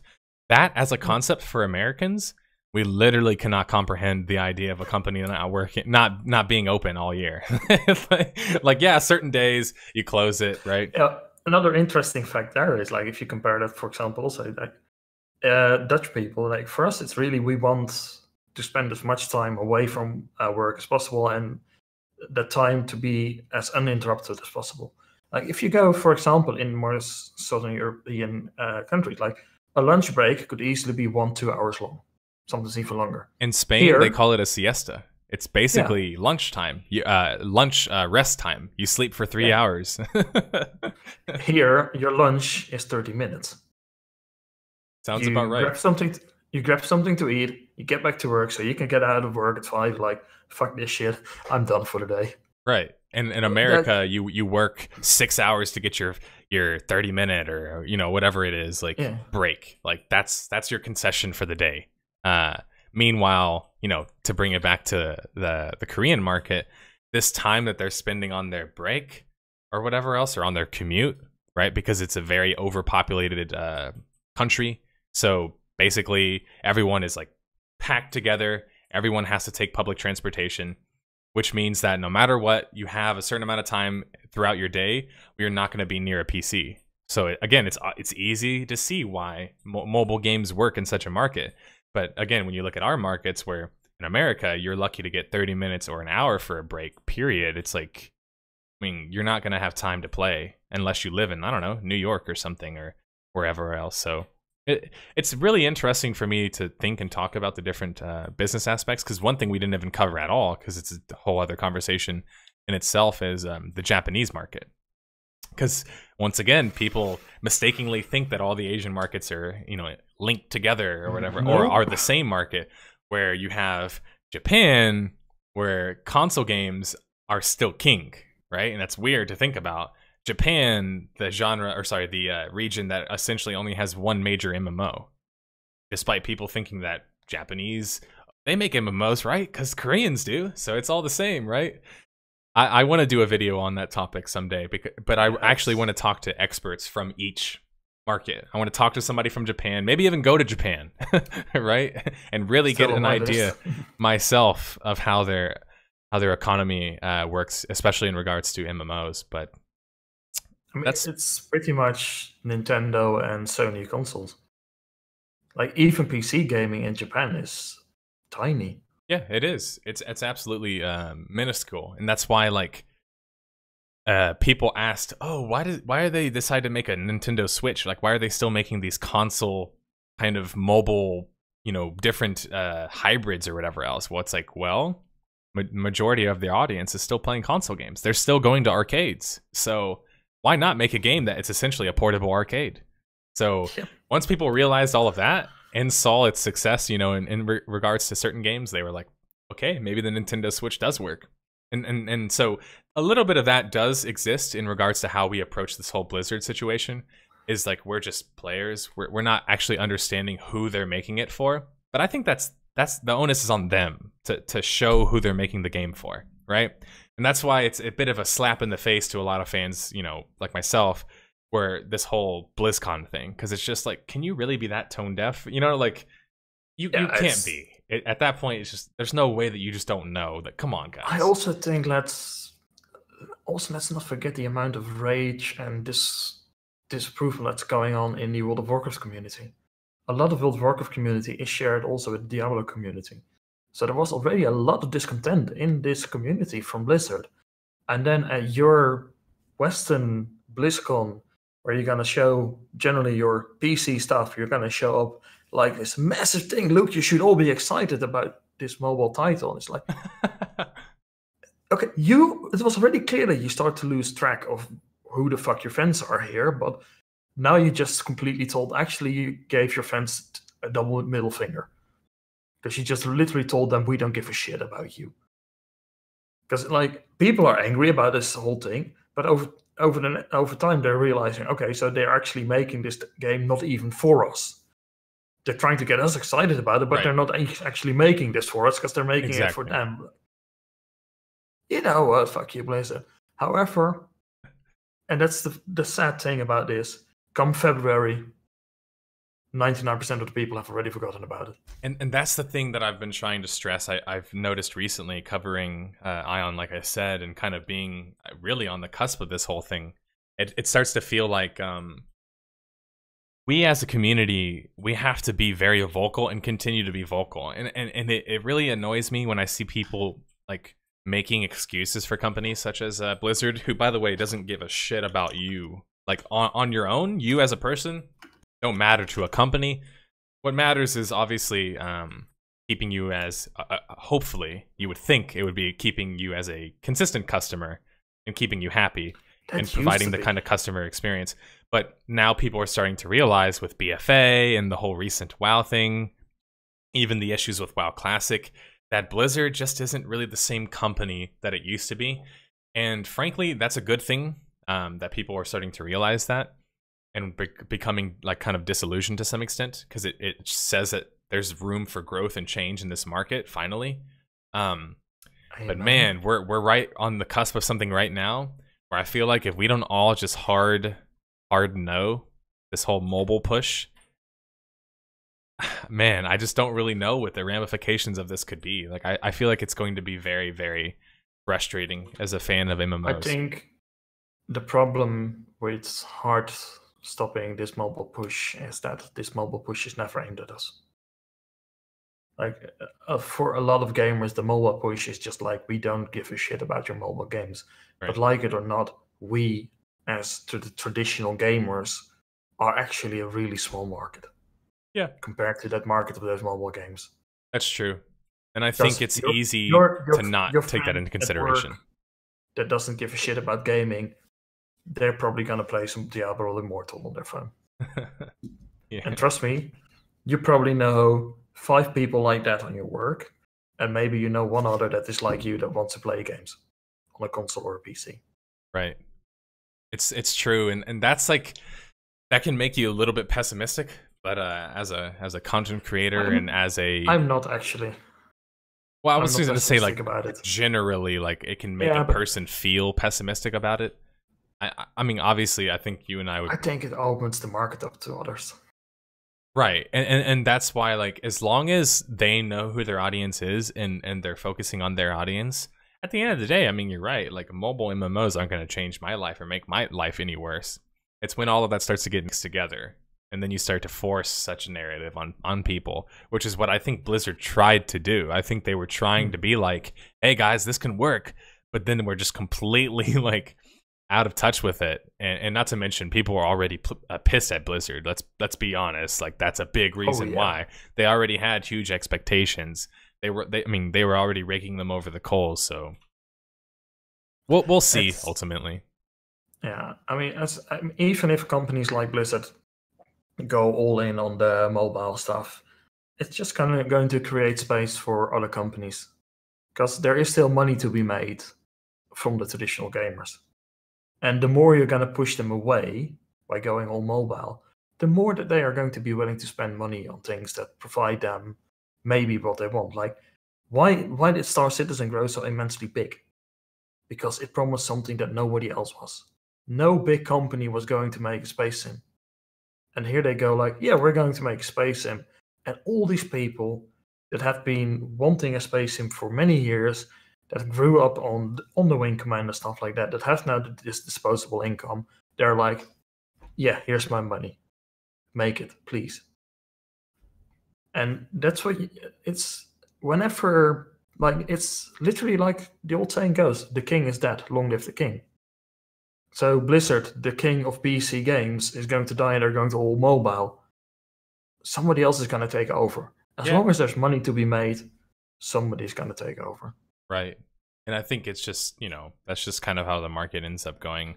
We have companies that have started certain ways who've become different companies. For example, it's weird to think about, but Crystal Dynamics used to make Legacy of Kain games, and now they make Tomb Raider games. It's, it's like a lot. This has happened a lot in gaming, where we've had companies who've made complete changes in the types of games that they made, at least to some extent, certain audiences. But I think we're certainly at the time now, with mobile on the rise, where that's going to be a lot more commonplace. The one thing I wanted to get to before I ended today, because I probably went a little bit longer than I wanted to, but that's how it goes when you just start talking about when you just start talking about shit. One thing I wanted to remark about, somebody linked this in chat. I think we should probably already mention it, but in case people miss the link, somebody just told me freaking Stan Lee is dead, man. That's fucking depressing, dude. Why do you guys have to tell me this shit when I'm in the middle of the podcast? I took it pretty cool. I'm not the biggest comic book fan these days anymore, but I grew up on Marvel and I grew up on X-Men, so it's like that's it. But he lived a hell of a life. Let's put it that way. Stan Lee dead at 95 years of age. Spider-Man creator. I mean, really, you could say that he's created the majority of the major superheroes that are in, the current, like, what's the word I'm looking for? Not regurgitation. That sounds negative. Revolving of characters. Right now, you've got, like, Spider-Man's cool. The Hulk is cool. Fantastic Four, even though their most recent movies weren't so great, but X-Men is still and continues to be cool. Apparently, he's also helped, obviously, on Black Panther and Doctor Strange, Agents of S.H.I.E.L.D., Guardians of the Galaxy, all projects that have done, at least, to some level, really successful. Just to see another, really someone that I consider to be a writer and an icon in what he did. It sucks to see people leave like that, but ultimately, I'm not somebody who is incredibly religious, and I'm also not somebody who thinks that just because he is, as of right now, no longer living, that his impact isn't felt. I think it's best we just remember him positively, right, for all of the things that experiences that he's given us so far. That's always the case. Like, a lot of, like, in the end, everybody drops at some point, and what's their memories is what they leave behind. And somebody like him, he leaves behind an absolutely mountain of work and entertainment that can be enjoyed by generations to come. Right. And there are worse legacies to leave behind. Yeah. First, I want to say thanks for joining me on the podcast today. Thanks for being willing to talk about all of this stuff. I think we've covered a lot, but there's certainly way more that we could cover potentially. Endless. and I think in specific regards to tie a bow on the podcast, first off, thanks everybody for watching and taking the time to watch us. And thanks for those who watch after the fact or watch on YouTube and SoundCloud and wherever else you watch it, because it's basically all over the place. At least I'm trying to make it all over the place so you can't miss it. But you are missing this one. Right, yes. So thank you to all of those who watching it now and will watch it in the future. To end on this note, one of the coolest stories I like about Stan Lee is the story regarding his wife and his career. So if many people don't know this story, there's an age-old story that goes, basically Stan Lee was at a point in his life where he was broke, had really nothing to show for it, and wasn't sure what to do with his life, but he was still writing a lot, and obviously drawing and that sort of stuff, doing comics. And his wife basically told him, look, you should stick by this. Like, you're good at it. There's a future here for you. Again, this is me paraphrasing the story. And then he went on to create Spider-Man, the Amazing Spider-Man. So, needless to say, could you imagine if he had quit right at that moment? And that's where it's easiest to quit, when you've got basically all of the odds stacked against you, or you're even at a point where you maybe don't even know if you have longevity in a given space or have a career period, and you're just willing to just, you might even need words of encouragement from your wife or whatever in this scenario. But apparently, Stan Lee, after the fact, he thanked his wife for his career and for creating Spider-Man. So it's crazy story, but I always think that that's a cool one to tell people, because it's like one of those follow your dreams, kind of stories that get parodied a lot, but is a really good one. Many of people that are being looked up to have had those moments where pretty much everything was against it and they decided to go all in. Yeah, and I mean, I don't know about you, but in this case, I can't help but see obviously similarities between the MMO market and people now. So being finally, once again, being willing to say, planting the flag and being like, this is my game. You can come play it or don't. And I think it's cool to end on that positive note. I do think that there is a lot of good coming to MMOs. And I certainly think that returning back to fulfilling niches, as I saw Ulysses in chat mentioning, is a very important part of that. Because not every MMO can be McDonald's. Stop generalizing. Still, mostly, yes. But I think a lot of people are realizing. Oh, sorry. You mean stop it. Yeah, no, I would agree, unless you just have insane budgeting or an insanely popular IP. Nobody else has been able to pull it off yet. Like, nobody else pulls off a generalistic MMO except big IPs and big companies. Yep. I mean, look at the most popular games right now in the MMO space. They're all, guess what? The biggest IPs. It's just Elder Scrolls, Final Fantasy, World of Warcraft. It's the other one that's out there right now that does pretty well. I think those are the biggest ones. No, I know someone's going to correct. Oh, Guild Wars 2. Again, all huge companies. One has the backing of NCSoft. One has the backing of Blizzard. One has the backing of Square Enix. One has the backing of ZeniMax, aka Bethesda. Like, generalistic MMOs, they're not the future unless you're those companies. And even if you're those companies, you still need to make a good enough game out of it. Right. Because let's face it, IPs like Star Trek, Star Wars are also ginormous, but we've seen where those ended up. Exactly. Yeah, anyway, I already said my goodbyes to everybody. Yes. Thank you for having me, and thank you all for watching, listening, and all of those things. Yeah, well, we will see you guys later. Thanks for joining us on this Monday. It's 2 p.m. my time. It's probably like 10 or 9 or 11 or whatever your time. Oh, okay, so it's not too bad. I noticed in chat I still saw my EU fans still here, so that's why I try and have my podcasts earlier, because weirdly enough, it's always been this way for me. I've always had more supportive EU fans than I do NA fans. Sorry, NA fans, that's just true. I mean, you guys can feel free to prove them wrong, but I mean, nearly all of every single one of my moderators is European. That's not an excuse to start wreaking havoc in the NA times, mind you. Right, exactly. Well, they'll still find you. I got, I think it was Ludens or Limpos yesterday to wake up early and respond to me when I added them. So sometimes they're around. But anyway, I'll see you guys later. I'm stopping the stream. Peace out, and thank you for joining us on episode 10.